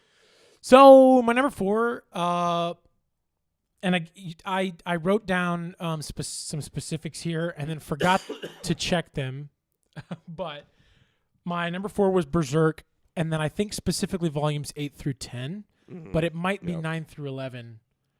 But basically, once we meet Shirky, through that whole little thing was one of my favorite things I read this year.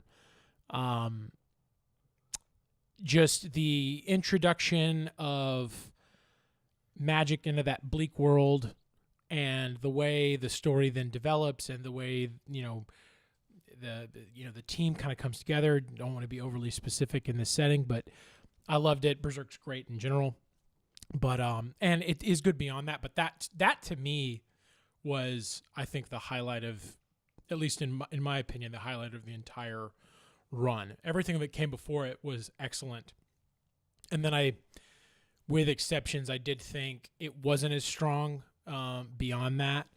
But I think that was also because there were some really big things planned before. I was going to say, I think we were like it was really leading to something, and we were in the midst of an arc that didn't get completed.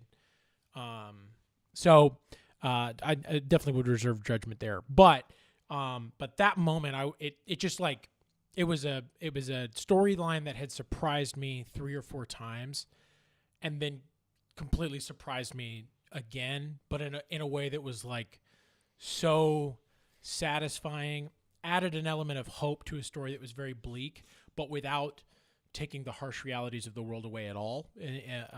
So that was one of my favorite things I read this year. Beautiful. Sam, what was number 4 for you? My number 4 was the Mabinogion. Ooh, Excellent. Love it. Nice. It made me laugh so much, Mm-hmm. and still does. Just the whole bit about the mouse. Sir, you should not touch that mouse. I will hang that mouse. I'm gonna hang that by my mouse. faith. By my faith. Like, literally. I feel like it's changed me inside. My humor, for sure. I love that so I do much. want to have some more just by my faith things, like getting cut off in traffic. By my faith. By my faith. I will flip you the bird. I love it. Love it. Number 4 for me was the Drenai Saga by David Gemmell. So we read All 3, wow. Yeah, I mean, again, if I had to pick one, it would be Legend. I mean, Legend. I think I've read a couple more since outside of book club, and thus far, Legend is still the top of the heap.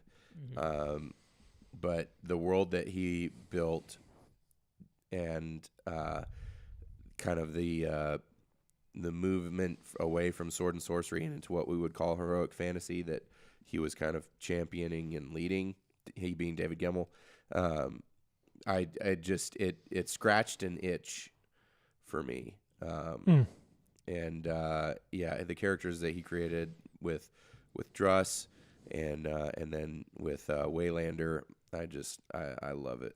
It's one that I will for sure be reading every book of, and then exploring the other series that Gemmell wrote, because I loved his writing style very much. I love it. So good. It's number 3, Daniel. My number 3 was Wizard Knight. At number 3. My number 3. I absolutely adore Wizard Knight. It's a perfect duology. I'm assuming it's coming in a bit higher for both you guys. And because it'll be talked about more, I'll keep this brief, but absolutely adore Gene Wolfe. It's Gene Wolfe's main foray into fantasy. He does do some other stuff, but absolutely wonderful books. Enjoyed sharing it with you guys. It was a reread for me. Getting to talk to James about those was another one of the highlights of the year. And again, honestly, talking to JB and James this year were like highlights, irrespective of being a part of the podcast. Yeah, It was just and like life Scott highlights. at They the were, beginning, too, yeah, like, absolutely. Our absolutely. guest, Not to forget Scott. our guest episodes Were were just wonderful evenings, bar none, for this year. So much fun. Like, again, I'd probably have to expand it to like a top 50, but they're in there somewhere. Yeah. Top 50 moments of this year for me. But love Wizard Knight, love Sir Abel, love everything about those books. Yeah. Wizard Knight is my number 3 as well. Wow. It's Gene. Yeah. Yeah. It's just so good. Yeah. All of it. I wouldn't, if I had to put it up against Book of the New Sun, it would definitely come below it. But it's just as excellent. Yeah, And I I think agree. for me, it's mostly the source material. Like, Mhm. I love knights and I love like wizards and all that, but just the whole future medieval shit that Book of the New Sun gets into is such a charming, enthralling thing for me that it kind of captures both sci-fi and fantasy and medieval absolutely. and all of it in one, and that to me is like almost like a fire hydrant of everything I love. So Mhm. the only thing it's missing is Pokemon. So I don't know how they can. If he Yeah. had Gilf somehow involved in Book of the New Sun, like Yeah. would've No. got me. Hey, a perfect. Abel is the Ash Ketchum of the fantasy world. Yeah, he does have. He He catches does them have all. quite the band. Yeah. So for my next three, I'm gonna save my comments. I'm not gonna say much this go around because we'll be seeing all three of these again. But in number 3 for me was The Faithful and the Fallen by John Gwynne. And again, I'll save comments because we're gonna see this pop up again. But I just love this series. It's my second time through it, and it hits a lot of the same buttons that David Gemmell. Those itches that Gemmell scratched, which is no surprise because David Gemmell is one of John Gwynne's biggest influences. So, number 3 for me is Faithful and the Fallen. Love it. Great. My number Picked whole series. Yeah. That's awesome. Yeah, I had to. I get it. Yeah. My whole number 2 was Once and Not Future partial. King. Was Once and My Future Once King. and Future number 2. Rereading that recently with you guys was a treasure. It is becoming one of my favorite things, favorite pieces of literature, bar none. I feel like it's I just the language used, the shifting tone from absolutely absurd, goofy humor to these really taking a step back and then just describing like an autumn or something, or like the wind moving in the trees, and it just being like so evocative and beautiful. And then the way he's using anachronisms and then commenting on anachronisms in the Mallory and the Mort d'Arthur, the way he mingles in his own time to comment on those things was also the same. But then beyond that, the humanity in the book and the message of the book, which I'm not even sure I always agree with, but the way it makes its arguments to me is really, really compelling. And it's funny where, and I'm not sure it's even a political message. It's like a very human message. I wish more books were this earnest and this well told. Obviously everyone should do that in their own voice, but the way he dives into these things is really, really wonderful. The way he uses the story of King Arthur to full effect, to then also comment on the things that were happening in his time, but to do that and never make it feel cheap, where when a lot of times the stories are repurposed to talk about, and maybe people felt differently somewhat at the time, in the 40s when this was, in the 40s and 50s when this was happening, but like, I feel like when I get a story now and it's like, okay, they've repurposed this story to make some comment on things, it just always feels like a cheapening and a lessening of repurposing. But like Once and Future doesn't feel like that to me. Yep. It's a broadening. It's tying into things that are already in the stories. There's not subversion as much as there is surprise and delight.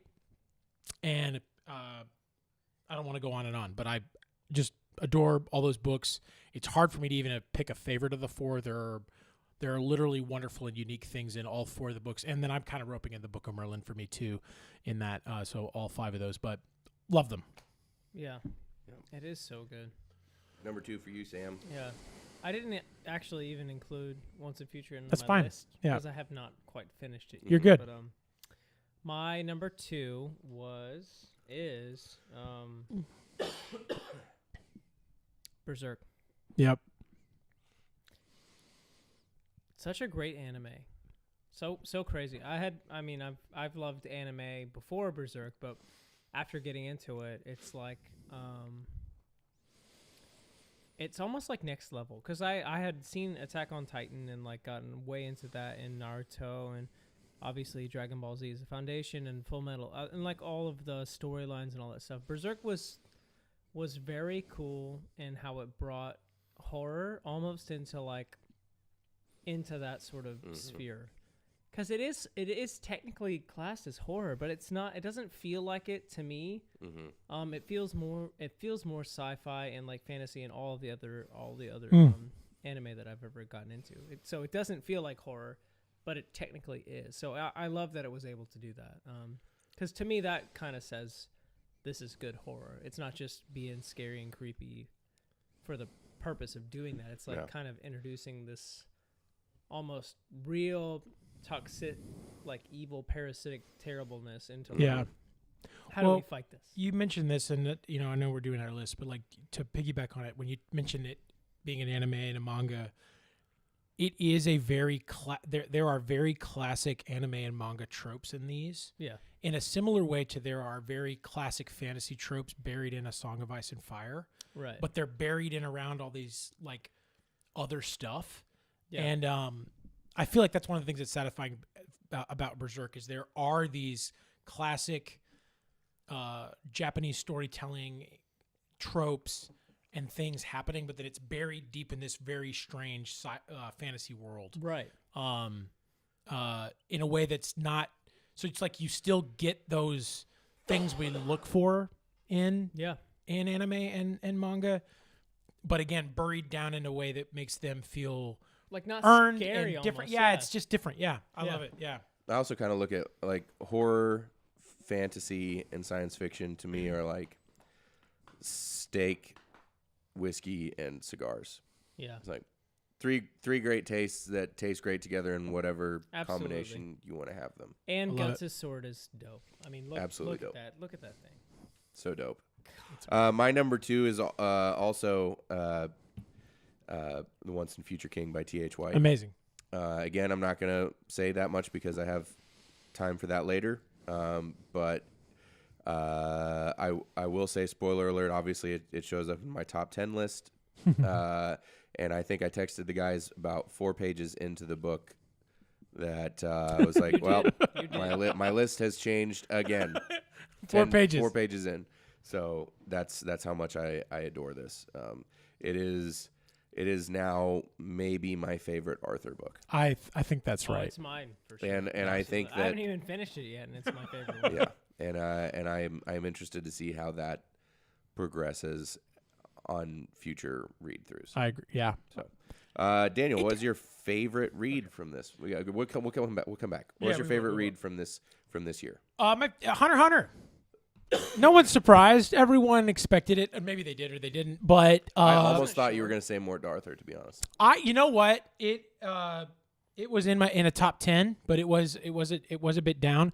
I did absolutely adore Mort Arthur. But Hunter x Hunter was my favorite. I had already watched the anime, so I'd seen it.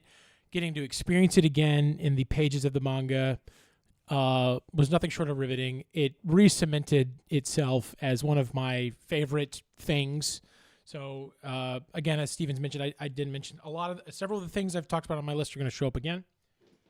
But absolutely adore Hunter x Hunter. And if I had to nail it down, when I wrote this, I would have said especially the Greed Island and Chimera Ant arcs. Mm-hmm. If I had to nail it down to a volume, I couldn't do it. But at least not right now.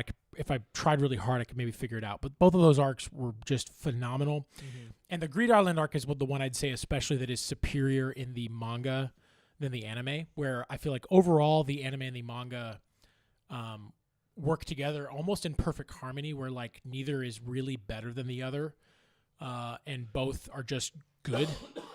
Where the voice acting is really phenomenal in the anime, and the music and the way it's displayed is really, really well done, to where they just feel like they speak to each other, while the pacing of manga in general is just superior to anime, just basically across the board. But the Greed Island arc is more manga episodes or manga chapters to episode than most of the other arcs, and I feel like it suffers for that. That being said, the Chimera Ant arc is just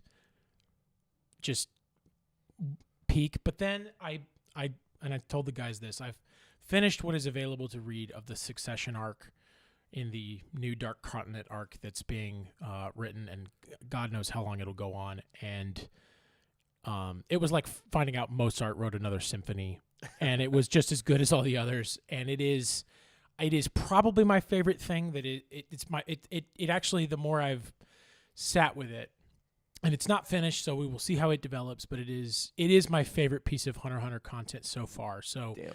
everything post Chimera and the election arc, it is phenomenal. The way Togashi is mixing in all these, the way he's mixed in the goofiness and the zaniness of his world, and then like in a very similar way to Chimera Ant, where it's like, okay, there's this thing happening, but then we're gonna just let all these different layers develop on it.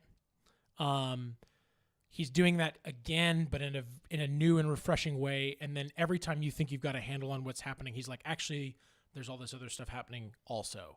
And then having those things bleed and blend into each other, and it's just phenomenal. It reminds me a lot of Togashi. To me, is like the Tarantino or Paul Thomas Anderson of anime and manga to me, especially because there's like so much underworld activity, which is not unique to him, but it's like shonen. If you're like, let's do Pulp Fiction, which also like does totally relate to Yu Yu Hakusho, sort of the same way, which is his first big manga. But it's like if we're doing that classic shonen fighting and zany world stuff, but hey, let's just twist on it, which I think was a really big energy in that 90s when this stuff started. But I'll stop pontificating and we'll pivot over to Sam.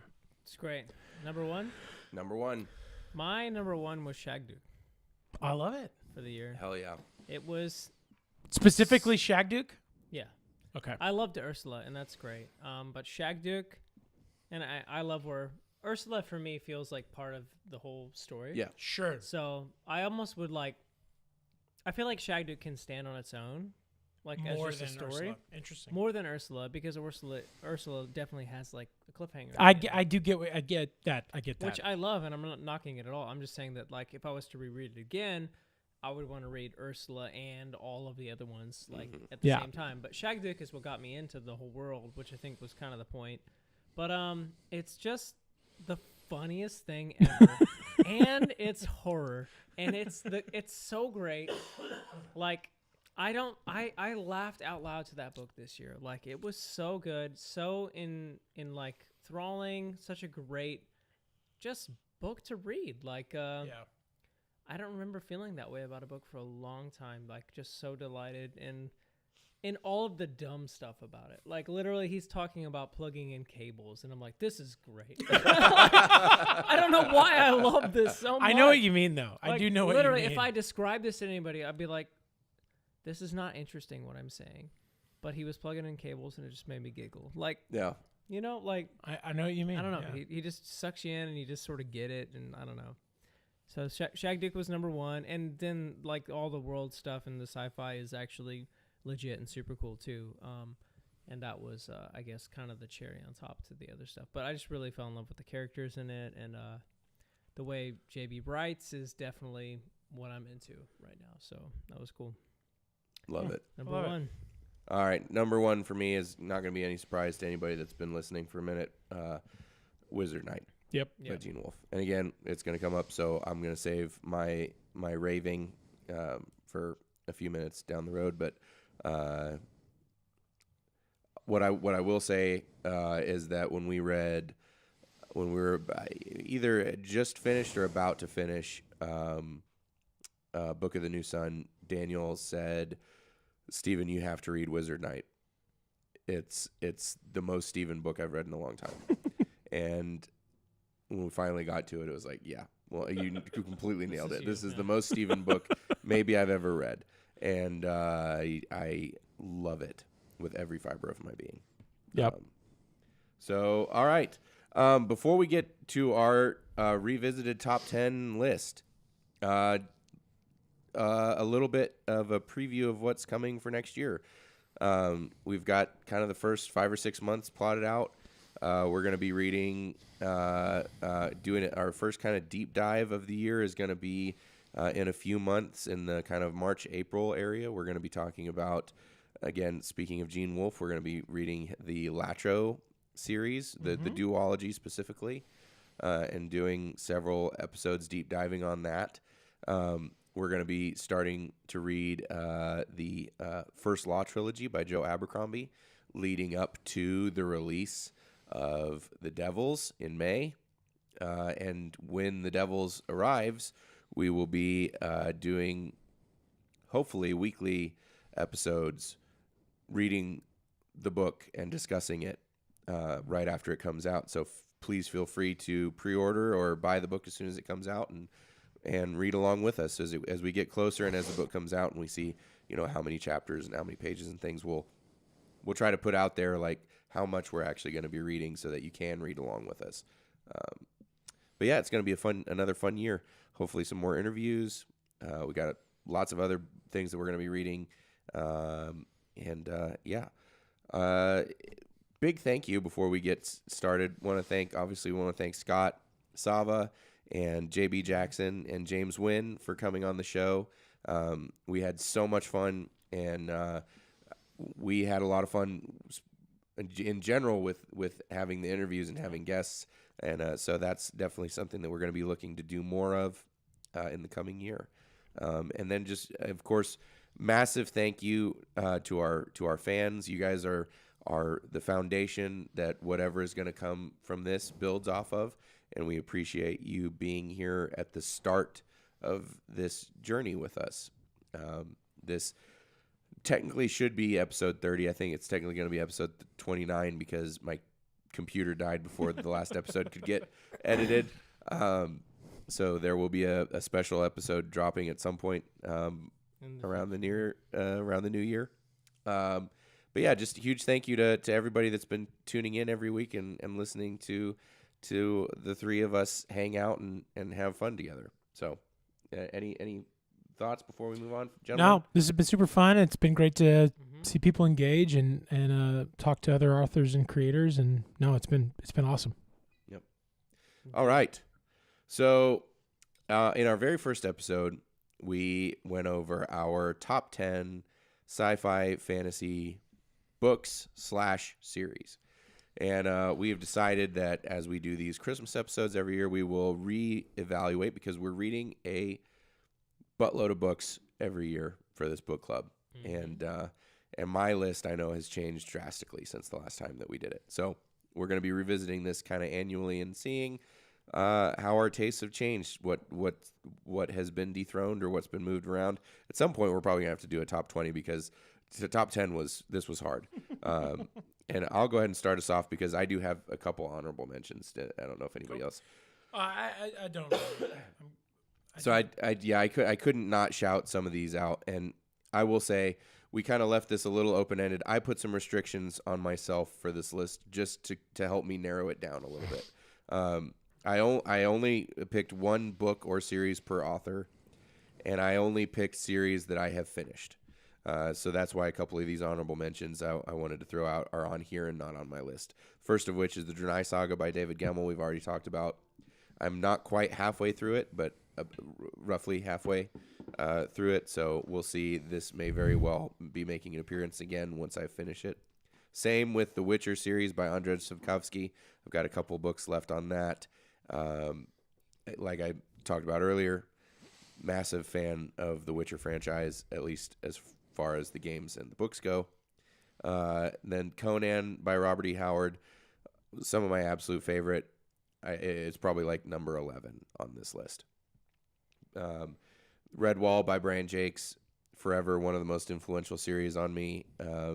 If you have kids that you're trying to get into sci-fi or fantasy, I cannot recommend highly enough getting them started on the Redwall series. And then what is odd to see in this honorable mentions, but again, I only picked one per author, but is The Book of the New Sun by Gene Wolfe.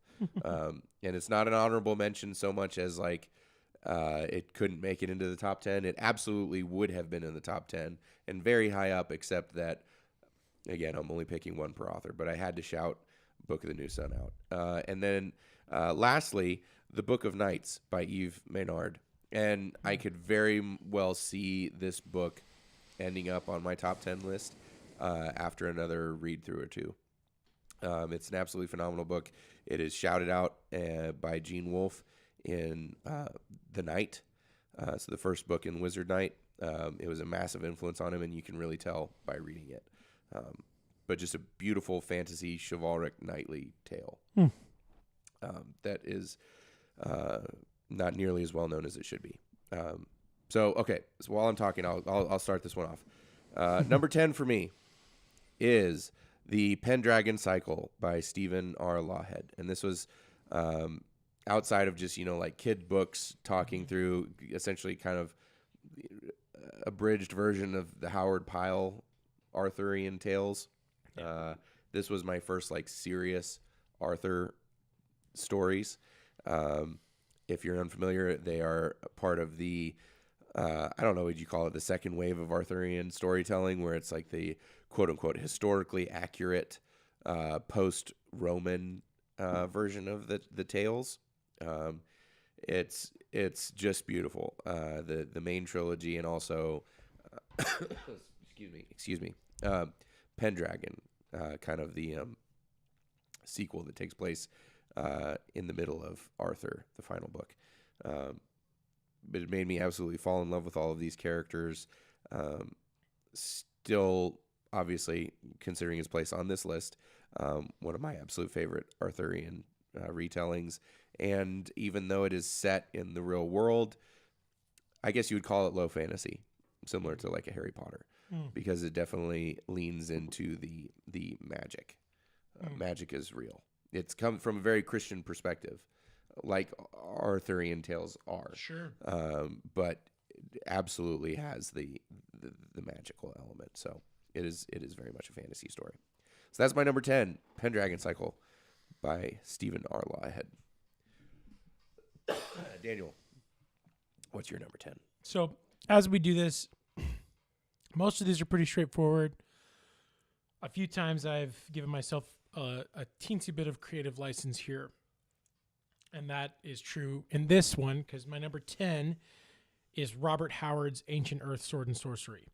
So I'm bundling Conan, Cull, Bran MacMorn, and Cormac MacArt into one sort of continuum, which may be how Howard somewhat considered these stories, or how they developed in his mind, whether explicitly or implicitly. He did maybe ponder Cull and Conan and then also Bran MacMorn and certain different iterations being reincarnations of kind of the same idea. So in some ways I do think there are through lines with these stories. But this year especially, we read Conan last year, and I really enjoyed them. But reading his non-Conan works, he really is now one of my favorite authors, and I completely adored what he's doing. And finding out that Conan was some of the latest things he produced, and that to me there were maybe some slightly less refined but really, really invigorating earlier stories in that same space really moved me, one, and really spoke to me, but also seeing that the man couldn't just write Conan, which, again, I knew he had written more that people liked, so I assumed it, but I didn't know if Cull is a very similar character to Conan is what I'm really getting at, but is also very much not Conan. It is not the same character. It is very clearly not the same character, even though there are lots of muscle-bound adventurous similarities. They are very unique in the way they're presented, and that it just really showed me that he was doing things more specific. It wasn't just like this is what this guy did. So, all that being said, love those stories. Some of the Bran MacMorn stories and the Cormac MacArt stuff is some of my favorite stuff I've read of his. Awesome, love it. Sam, what's your number 10? My number 10, I don't know if it's changed from last year, but it's still the Prydain Chronicles. Yeah. My number 10. All of them. So good, so fun. Can't wait to read them again at some point in life. It's been quite a while. We'll come back to that Yeah. in a few minutes. All right. So number 9 for me is The Faithful and the Fallen by John Gwynne. Wait, 9 or 10? Number 9. Oh, you started- you Yeah, I started, started, with 10. yeah. Yeah. That's all good. So okay. These were the first books that John Gwynne ever wrote. There are some technical things that you can really see that is true with his writing in these first books, but the way that he writes action, some of the best I've ever read. But more importantly than that, some of the characters that he writes. I see these books getting lumped in with grimdark fantasy a lot, and I could not disagree more. This, to me, is straight up a modern 21st century version of David Gemmel's heroic fantasy. The good guys are not perfect, but they're trying desperately to be good. A lot of the bad guys, he really nails for most of them. Some of them just don't give a shit and they're just bad. But a lot of the bad guy characters are that every villain thinks he's doing the right thing. You can tell, like, they're, even when they know that they're doing wrong, they think that they're doing it for a righteous cause. But the on the first time I read them, on this reread this summer, there are the relationships and the friendships and the found family. It's one of the best found family stories I've ever read. And there are moments in it that just touch me deeply and make me tear up every time I go through them. Just the love and the friendship that they show for each other, and the lengths that they're all willing to go to for each other in this moment. It's just a beautiful story. Again, I fully acknowledge there are some technical issues, but they are, for me personally, they are so far surpassed by the story and the characters, and the relationships that are built. I love it. So that's my number 9. Wonderful. The number 9. So my 9 is Dara Dortica by J.B. Jackson, and Heck yeah. I love Shagduk and Ursula Volm. We've said a good bit about them already. They have surprised me and delighted me, and I can't wait to see where the rest of the story is going. Stephen's journey, both the boring real life humor and emotional intrigue of what he's doing that then spirals out into the weird machinations of the demon world that he's getting wrapped up into, like, are all basically equally wonderful. And I feel like I said a good bit about it in the last section that holds true here, so I'll pass it over to Sam. Yeah. I think my number 9 has not changed, but it's still Bram Stoker's Dracula. Oh yes. I just can't. It's the one kind of foundational book reading I've had in my life, and nothing has kind of quite replaced that feeling of being like 17 and reading it in the dark, listening to Mogwai. Yeah. So, yeah, Dracula. Fantastic. I love it. So good. Number 8 for me is Between Two Fires by Christopher Buehlman. Very good. This was another book that we read this year, and almost was in my favorite 5 for this year. I think the only reason that it wasn't was just because I have read it before, and it really ignited reignited, I guess I should say, my love for horror literature. And it's another perfect example of kind of the fantasy and horror mingling, even though it is technically a historical fiction novel as well. But I love the characters. I love the setting. It has all the horror that I love: the psychological, religious, body horror, monsters, everything. The action is great. The setting is fantastic. And it was a nice pairing with our Arthurian reads, just being another kind of knightly tale, but from a vastly different perspective. But yeah, it made me fall in love also with Christopher Buehlman and his writing. So, yeah, Between Two Fires, that's my number 8. Love it.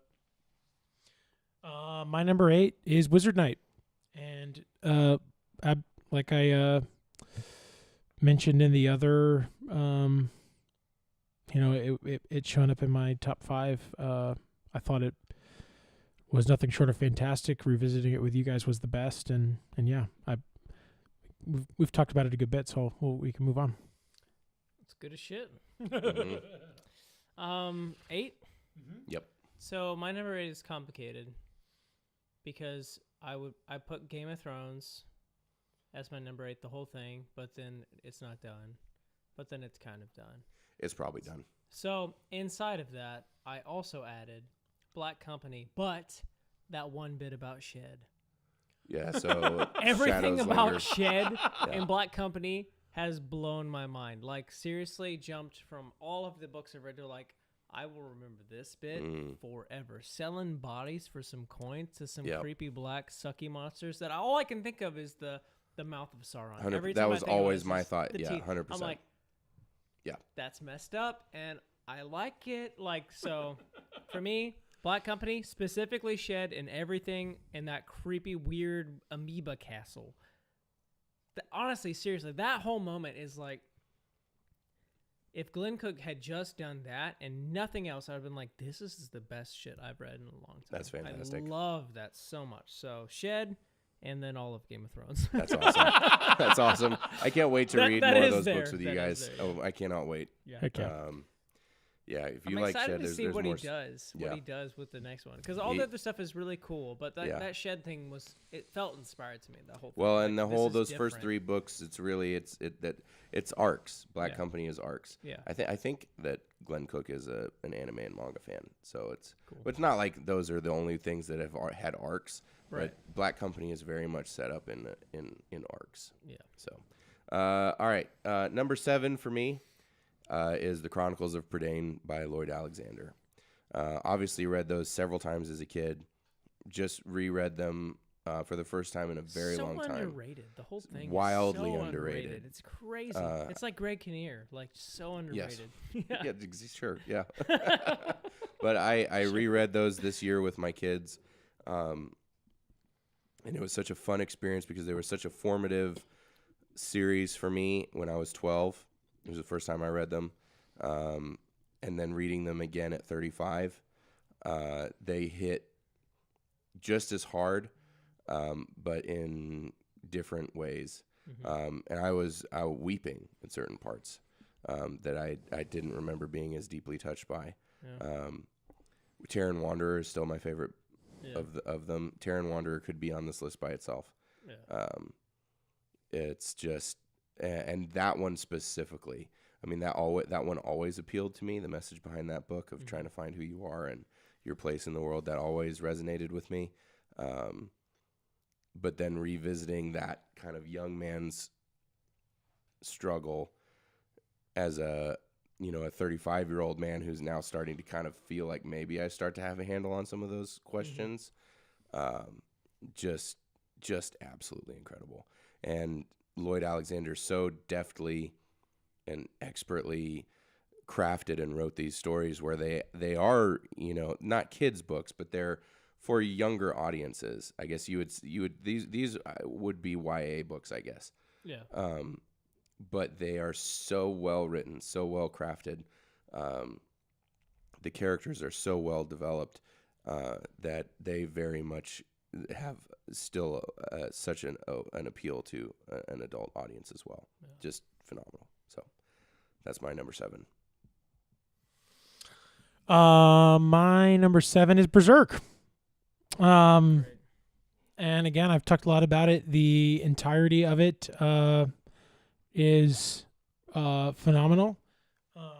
I am really excited to see where we end up, and hope that the telling can be true to the vision. And I'm relatively optimistic about that. But overall, the character stories, the world, there is a interesting mix of that sort of wondering intrigue about the way the world works and what's going on, and Yeah. and like Lost-esque pondering of how do you put all this together. But then you've also got this really great dude with a giant sword, hacking away at demons and stuff. It's very Crazy fun. ass armor. And then it also weaves in classic fantasy tropes and tales in a very satisfying and awesome way. And just has great characters, manages to poke at humor and honor and, love, but also then branching into obviously some like really, really harder, more intense subjects as well, and feelings and emotions. And yeah, absolutely adore Berserk. Fantastic. Number 7. Yep. Mine is all of JB's stuff. So The good. De Redortica The is De your Redortica, yeah, 7. which I've talked about, and it's great. It is So great. We love JB. Love phenomenal books. All right, number 6 for me. And this was hard to put at 6, and I can 100% see this advancing as the years go by. But number 6 for me is The Once and Future King by T.H. White. I'll keep this brief because we've talked about it a lot, and we're going to talk about it more in a future episode in detail. I don't know that I've laughed out loud so much with a book in my adult life. Genuinely. I don't think I've actually laughed out loud this much to a book since I was a kid. It like you said, Daniel, this book has maybe the most heart of anything I've read, certainly in a very long time. It made me look at the classic Arthurian characters differently. Even characters like Gawain, Yeah. I had a vastly different opinion on after reading this. I look at Mort Arthur differently. Yep. After reading this, I look at Wizard Knight differently. It is, I love the Disney movie. We've already talked about Sword in the Stone. But I'm gonna save thoughts because we're gonna do another episode on the rest of the books, post the other not Sword in the Stone books in the series. But I don't have enough words to describe how much I love Once and Future King. It's so good. It surpassed every single expectation that I had by a country mile. I love it. And my number 6, this is my other main sort of category smushing a bit, is what I've dubbed just King Arthur, which is bunching specifically Mort and Once and Future King into sort of one category. They kind of already do it. And they really are. They really speak to each other so much that it's you kind of, and it's what you said. It makes you even. I should back up. You talking about rethinking Mort after reading Once and Future. I read Once and Future first, which is interesting because I responded more positively to Mort. Which not to say you didn't like it. No, but you definitely did, and I think that I will enjoy Mort more on my next read through. I could totally see that, and I wonder if I had come at it the other way around, if I would have had a similar feeling. But I loved reading Mort this year, and there were certain moments, and I listened to most of it on an audiobook, a lot of it while I was walking my dogs, and there are all these little chapter segments, and I just tried to let it like wash over me, and I just often found that I was like not hallucinating, but like almost like something like as because he would repeat words and things, so it was like there was this weird pattern to the language to where like it was a very, very unique experience listening to it, that I'd, as he said, buffet on the helm, and he smote him with it, and it's like he's saying it over and over again to where like my imagination ran with especially in the Sir Tristram parts, ran more when they're just talking about jousting over and over again than I really ever would have expected. But then Once and Future is just amazing. I piggyback on everything you've said. I've talked about it a bit. They're really phenomenal books. Even though they're very widely read, I feel like they are vastly underread. At least that's my impression. I think they're underread in like younger circles now.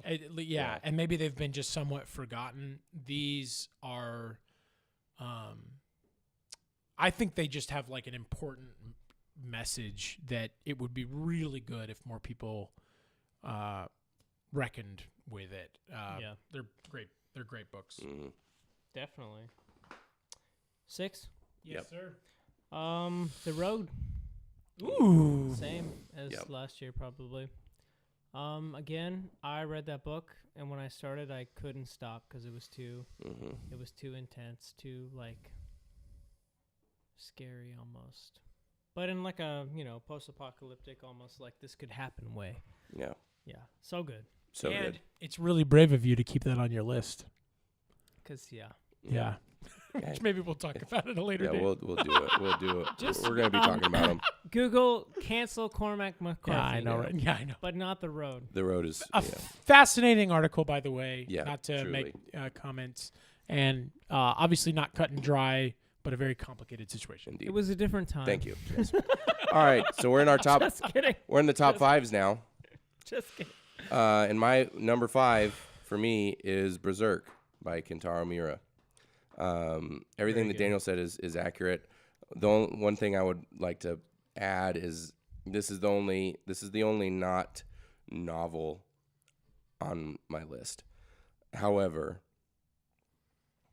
I would posit as obviously as why it's so high on my list is that not only is Berserk thus far the greatest manga that I've ever read, it is also one of the only comic books of any format that I've read. Probably, I think the only one up there with Watchmen. I think those are probably the only two that I would say transcend the medium of manga or comic book into literature. And I would argue with anyone that Berserk is one of the greatest pieces of fantasy literature ever written. It hits every single beat that you would expect from a fantasy story. We've talked at length about it before, so I'm not going to dwell too long on it, but it hits so many of the tropes that I love. Redemption, never giving up, found family. Even though Guts isn't old, but it very much has the old man and young protege, reluctant. Can the old man change kind of feel to it, Yeah. as well as just being visually stunning to read. It's a masterpiece. It is a true masterpiece. And the only reason that it's not higher is because of the things that go before it on this list. So my number 5 is Berserk. Amazing. My number 5 is Lioness by Jack Vance. Nice. Which is Jack Vance's high fantasy trilogy, comprising of Soldier's Garden, The Green Pearl, and Madook. And it also ties into King Arthur. I didn't rope it into that category, but it is one of my favorite pieces of fantasy for the way it tells this zany, evocative, emotional story that works in the way I enjoy a lived-in world with political machinations and real things happening, but then also blends in fairy stories, and then also displays for me, honestly, maybe the only other thing maybe not the only thing, but in a similar way to Berserk, blends in fairy stories where the fairy characters are actually quite sinister or prone to being both, where they're not just humans that live long, fairies you run into. They're just these other things that have their own rules, and they just don't really care about you. And if they can work with you for their own ends, great. If not, they just want to trick you and kind of do their own thing, and they just don't care, which it mingles in that aspect of old-timey fairy stories and the weird world into this political fantasy thing. And it's not I wouldn't say it's overly political, but it's kingdoms warring against each other. And I just love it. I've read a lot of Vance. Vance is one of my favorite authors now, and I haven't read Dying Earth yet, which is kind of funny to say when you say Vance is your favorite authors. So this could be replaced by Dying Earth at some point. I've read the first story, the first chapter. It's and like that's reading just like the missing like Tales of Middle Earth, and know, being like, Vance. I've never read I Lord love of Tolkien. the Rings, but I love But- the Lost Tales. But absolutely adored Lioness, and yeah, we'll turn it over to Sam. Linus is on our reading list, right? Not yet, not our active on reading list. list. It's been on list It's for on forever. list to get to. Yeah. What number are we on? 5.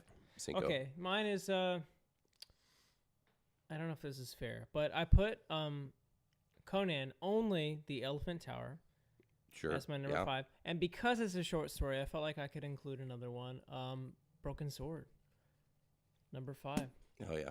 Because Broken Sword's both amazing. of those feel like they have it doesn't really match at all, but you know, That's all right. Early sword and sorcery.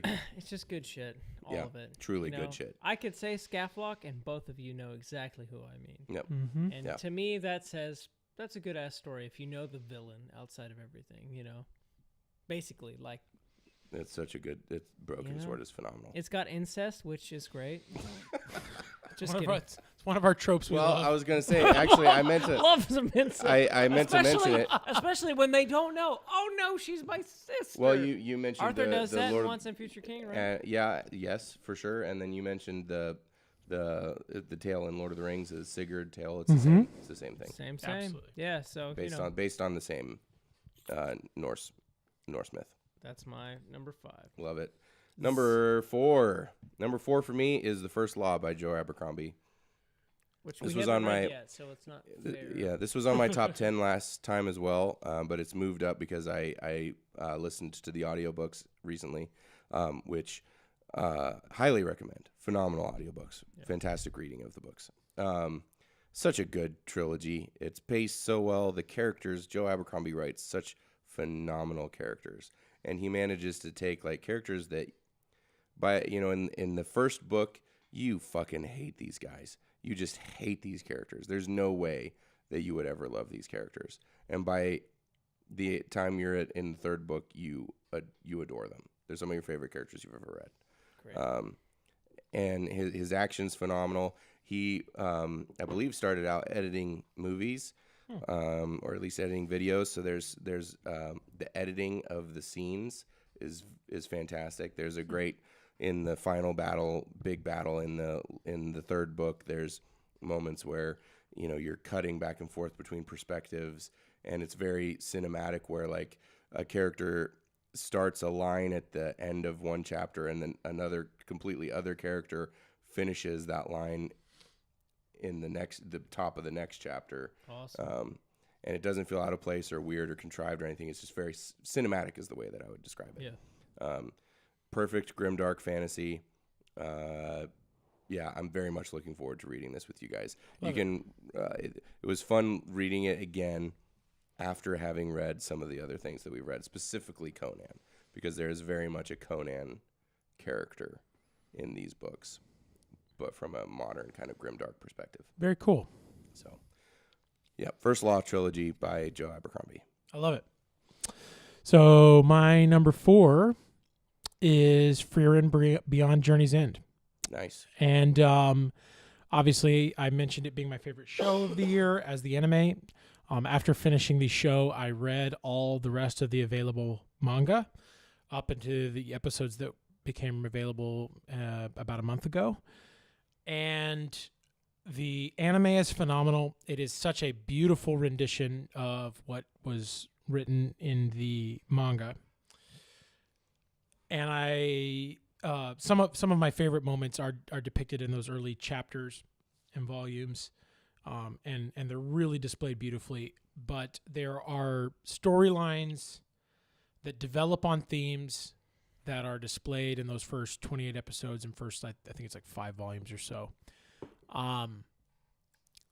That really, really astounded me and really, really moved me. and were some of like, I mean, it's obviously top 4, so it's like some of my favorite things I'd ever read. The way it surprised me, and again, I don't want to say more for spoiling it, especially because you guys haven't read it yet. But it's phenomenal, and I love it. It also just ticks a lot of boxes for things I like, and tropes and things I like, both for general fantasy and manga, and Japanese storytelling. But to put a little bow on it, I'll just say that like it everything about Frieren is really, really refreshing to me. In the way it tells its story, while not being rote, it's doing a lot of classic fantasy things, but still telling it in a unique and interesting way. So, I love it. Phenomenal. That's great. Number 3. 3 or 4? Oh, 4. Yeah, sorry, 4 for you. Book of the New Sun. Perfect. It's my number 4. All of it.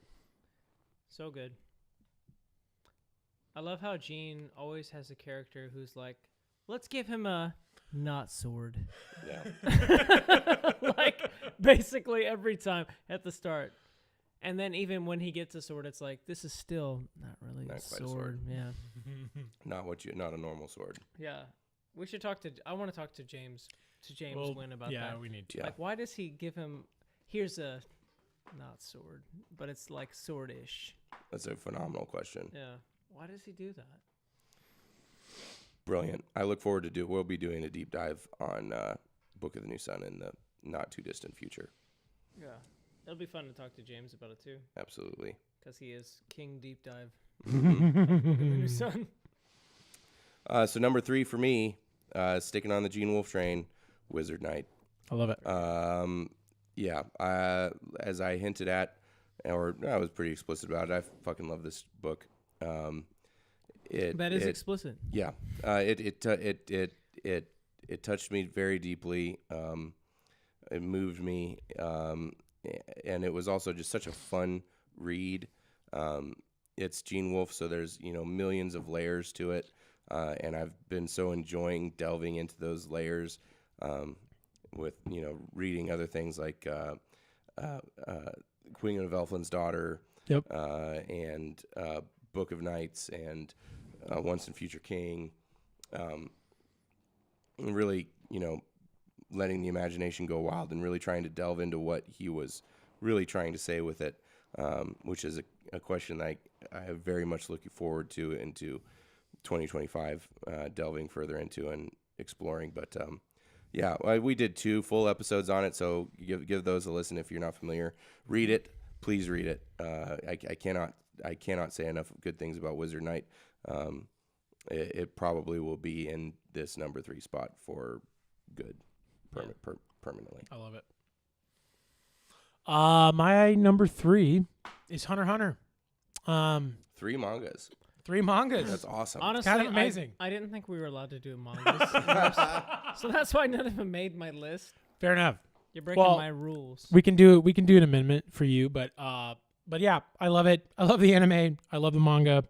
I've already talked about the recent episodes a bit.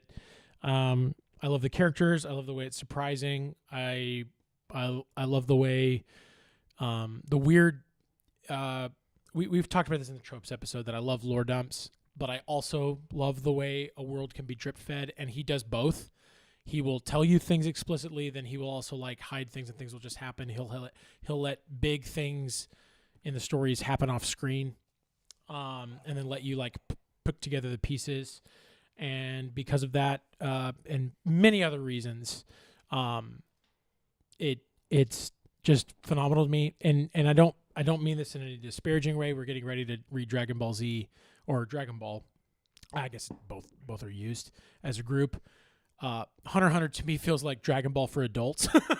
Like I'm not sure that's actually right. That's just the way it feels to me. And it feels like tapping into that.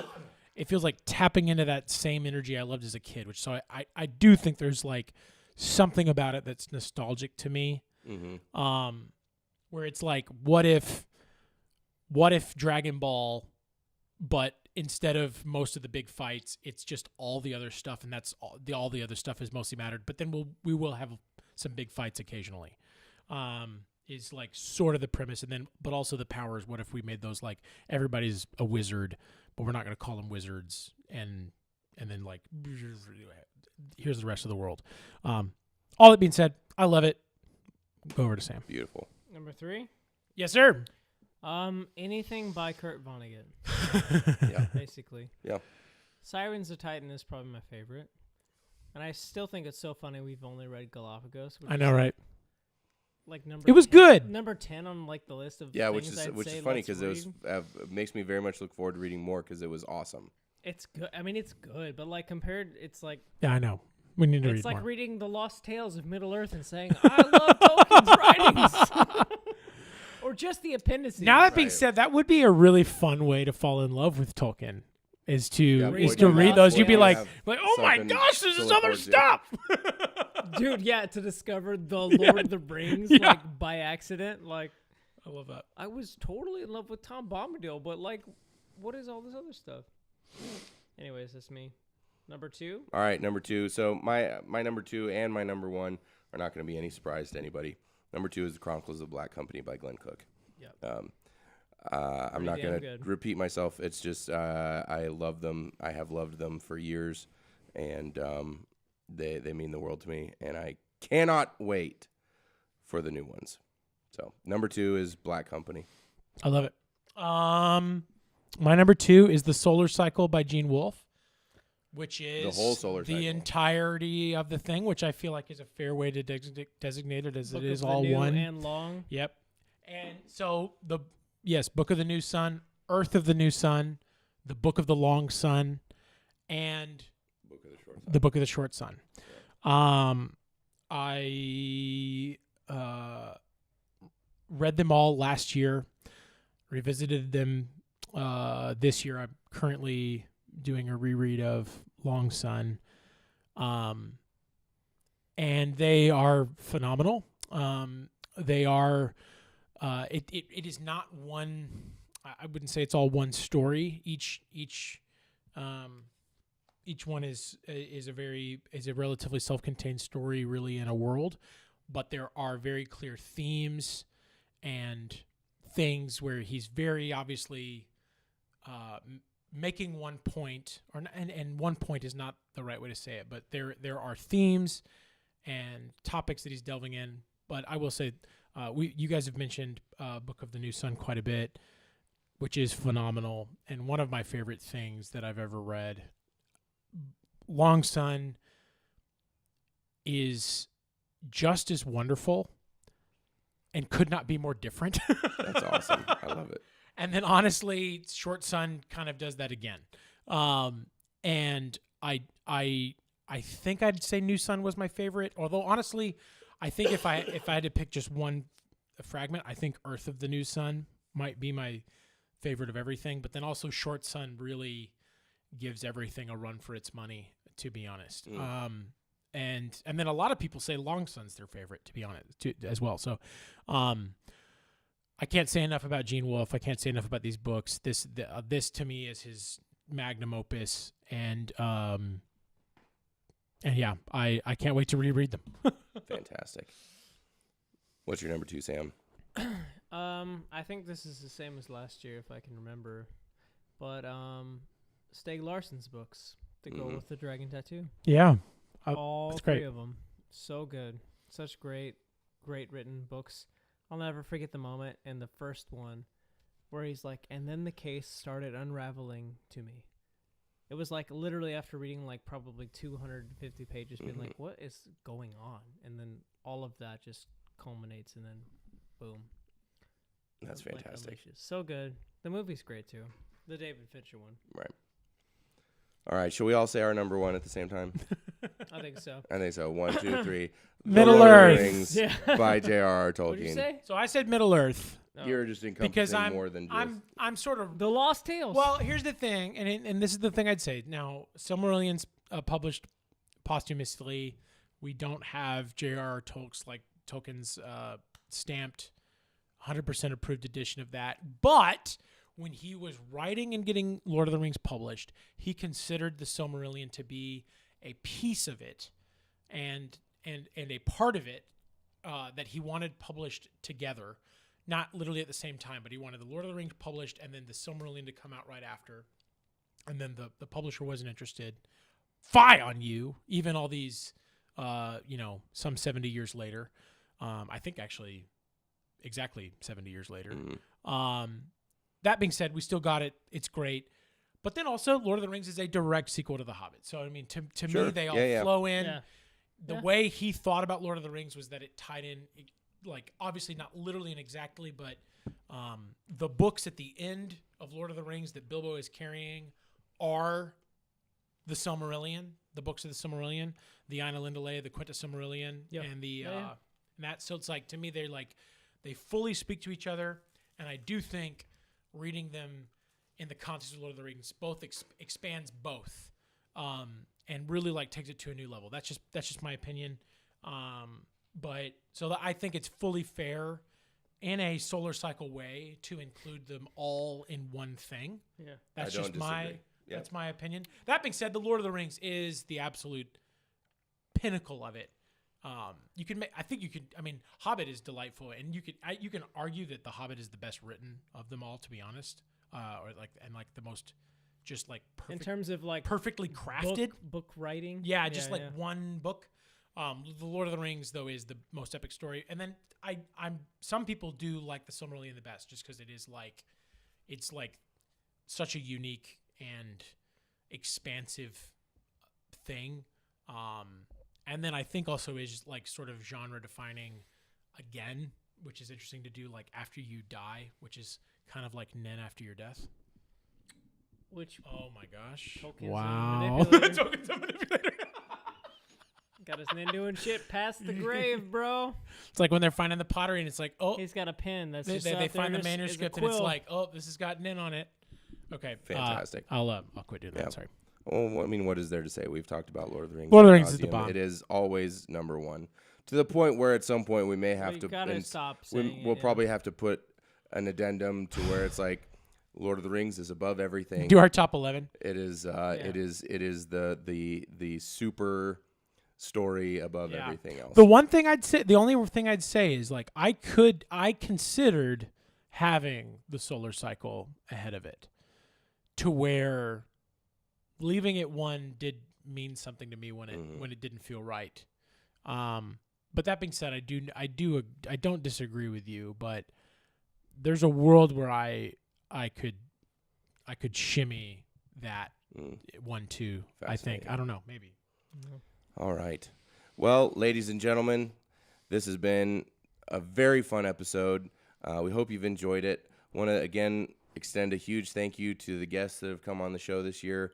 A huge thank you to you, the listener, for sticking with us for this long and being the first ones kind of on the ground listening to us and hanging out with us every week. Thank you to you guys. This has been so much fun.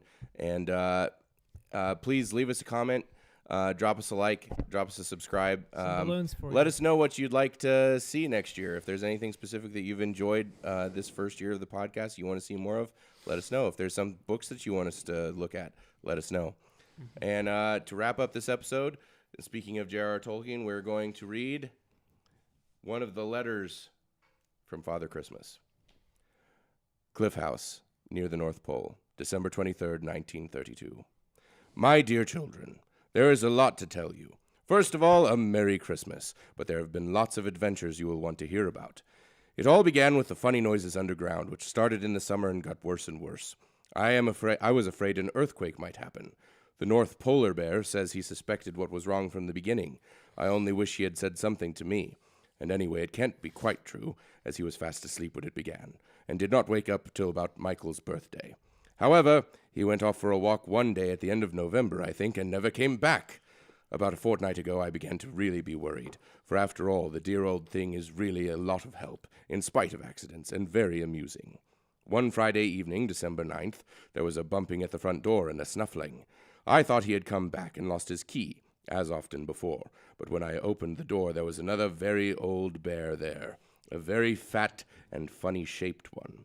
Actually, it was the eldest of the few remaining cave bears, old Mr. Cave Brown Cave himself. I had not seen him for centuries. "Do you want your North Polar Bear?" he said. "If you do, you had better come and get him." It turned out he was lost in the caves, belonging to Mr. Cave Brown Cave, or so he says, not far from the ruins of my old house. He says he found a hole in the side of a hill and went inside because it was snowing. He slipped down a long slope and lots of rocks fell after him, and he found he could not climb up or get out again. But almost at once he smelt goblin and became interested and started to explore. Not very wise, for of course goblins can't hurt him, but their caves are very dangerous. Naturally, he soon got quite lost, and the goblins shut off their lights and made queer noises and false echoes. Goblins are to us very much what rats are to you, only worse, because they are very clever, and only better because there are in these parts very few. We thought there were none left. Long ago we had great trouble with them. That was about 1453, I believe. But we got the help of the gnomes, who are their greatest enemies, and cleared them out. Anyway, there was poor old Polar Bear, lost in the dark among all of them and all alone, until he met Mr. Cave Brown Cave, who lives there. Cave Brown Cave can see pretty well in the dark, and he offered to take Polar Bear to his private back door. So they set off together, but the goblins were very excited and angry. Polar Bear had boxed one or two flat that came and poked him in the dark, and had said some very nasty things to them all.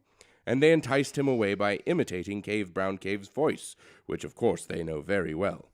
So Polar Bear got into a frightful dark part, all full of different passages, and he lost Cave Brown Cave, and Cave Brown Cave lost him. "Light is what we need," said Cave Brown Cave to me. So I got some of my special sparking torches, which I sometimes use in my deepest cellars, and we set off that night. The caves are wonderful. I knew where they were, but not how many or how big they were. Of course, the goblins went off into the deepest holes and corners, and we soon found Polar Bear. He was getting quite long and thin with hunger, as he had been in the caves about a fortnight. He said, "I should soon have been able to squeeze through a goblin crack." Polar Bear himself was astonished when I brought light, for the most remarkable thing is that the walls of these caves are all covered with pictures, cut into the rock or painted on in red and brown and black. Some of them are very good, mostly of animals, and some are queer and some are bad, and there are many strange marks, signs and scribbles, some of which have a nasty look, and I am sure have something to do with black magic. Cave Brown Cave says these caves belong to him, and have belonged to him or his family since the days of his great multiplied by 10 grandfather. And the bears first had the idea of decorating the walls, and used to scratch pictures on them of soft parts. It was useful for sharpening the claws. Then men came along. Imagine it. Cave Brown Cave says there were lots about at one time long ago, when the North Pole was somewhere else. That was long before my time, and I have never heard old Grandfather Yule mention it even, so I don't know if he is talking nonsense or not. Many of the pictures were done by these cavemen, the best ones, especially the big ones, almost life-size, of animals, some of which have since disappeared. There are dragons, and quite a lot of mammoths. Men also put some of the black marks and pictures there, but the goblins have scribbled all over the place. They can't draw well, and anyway they like nasty queer shapes best. North Polar Bear got quite excited when he saw all these things. He said, "These cave people could draw better than you, Daddy Noel, and wouldn't your young friends just like to see some really good pictures, especially some properly drawn bears for a change?" Rather rude, I thought, if only a joke, as I take a lot of trouble over my Christmas pictures. Some of them take quite a minute to do, and though I only send them to special friends, I have a good many in different places. So just to show him, and to please you, I have copied a whole page from the wall of the chief central cave, and I sent you a copy. It is not perhaps quite as well drawn as the originals, which are very, very much larger, except the goblin parts, which are easy. They are the only parts the polar bear can do at all. He says he likes them best, but that is only because he can copy them. The goblin pictures must be very old, because the goblin fighters are sitting on drassils, a very queer sort of dwarf dachshund horse creature they used to use, but they have died out long ago. I believe the red gnomes finished them off somewhere about Edward the Fourth's time. You will see some more on the pillar in my picture of the caves. Doesn't the hairy rhinoceros look wicked? There is also a nasty look in the mammoth's eyes. You will see an ox, a stag, a boar, a cave bear, portrait of Mr. Cave Brown Cave's 71st ancestor, he says, and some other kind of polarish but not quite polar bear. North Polar Bear would like to believe it is a portrait of one of his ancestors. Just under the bears is the best a goblin can do at drawing reindeer. You have been so good in writing to me, and such beautiful letters too, that I have tried to draw you some specially nice pictures this year. At the top of my Christmas card is a picture, imaginary but more or less as it really is, of me arriving over Oxford. Your house is just about where the 3 little black points stick up out of the shadows at the right.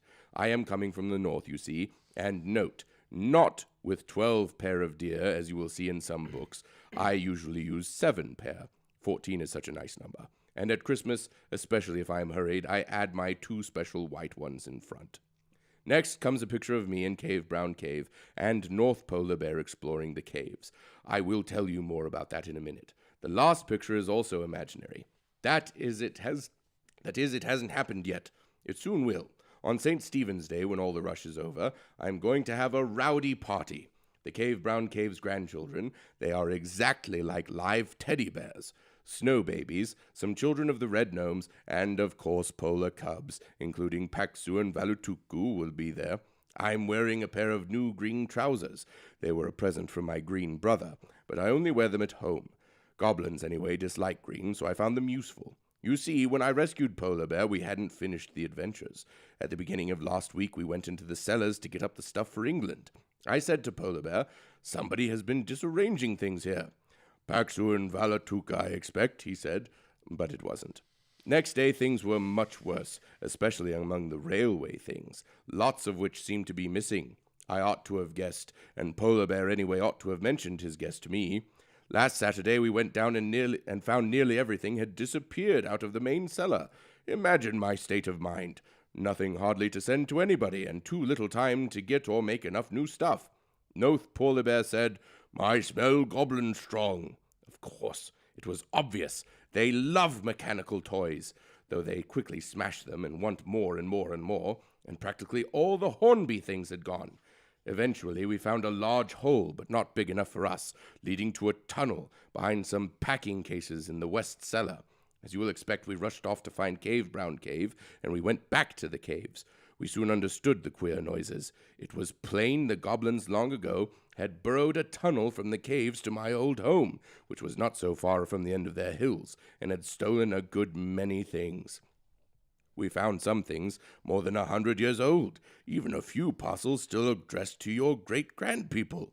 But they had been very clever, and not too greedy, and I had not found out. Ever since I moved, they had been busy burrowing all the way to my cliff, boring, banging, and blasting, as quietly as they could. At last they reached my new cellars, and the sight of the Hornby things was too much for them. They took all they could. I dare say they are still angry with the polar bear. Also, they thought we couldn't get at them. But I sent my patent green luminous smoke down the tunnel, and Polar Bear blew and blew it with our enormous kitchen bellows. They simply shrieked and rushed out of the other end of the cave.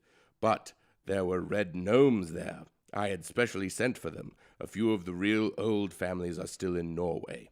They captured hundreds of goblins and chased more of them out into the snow, which they hate.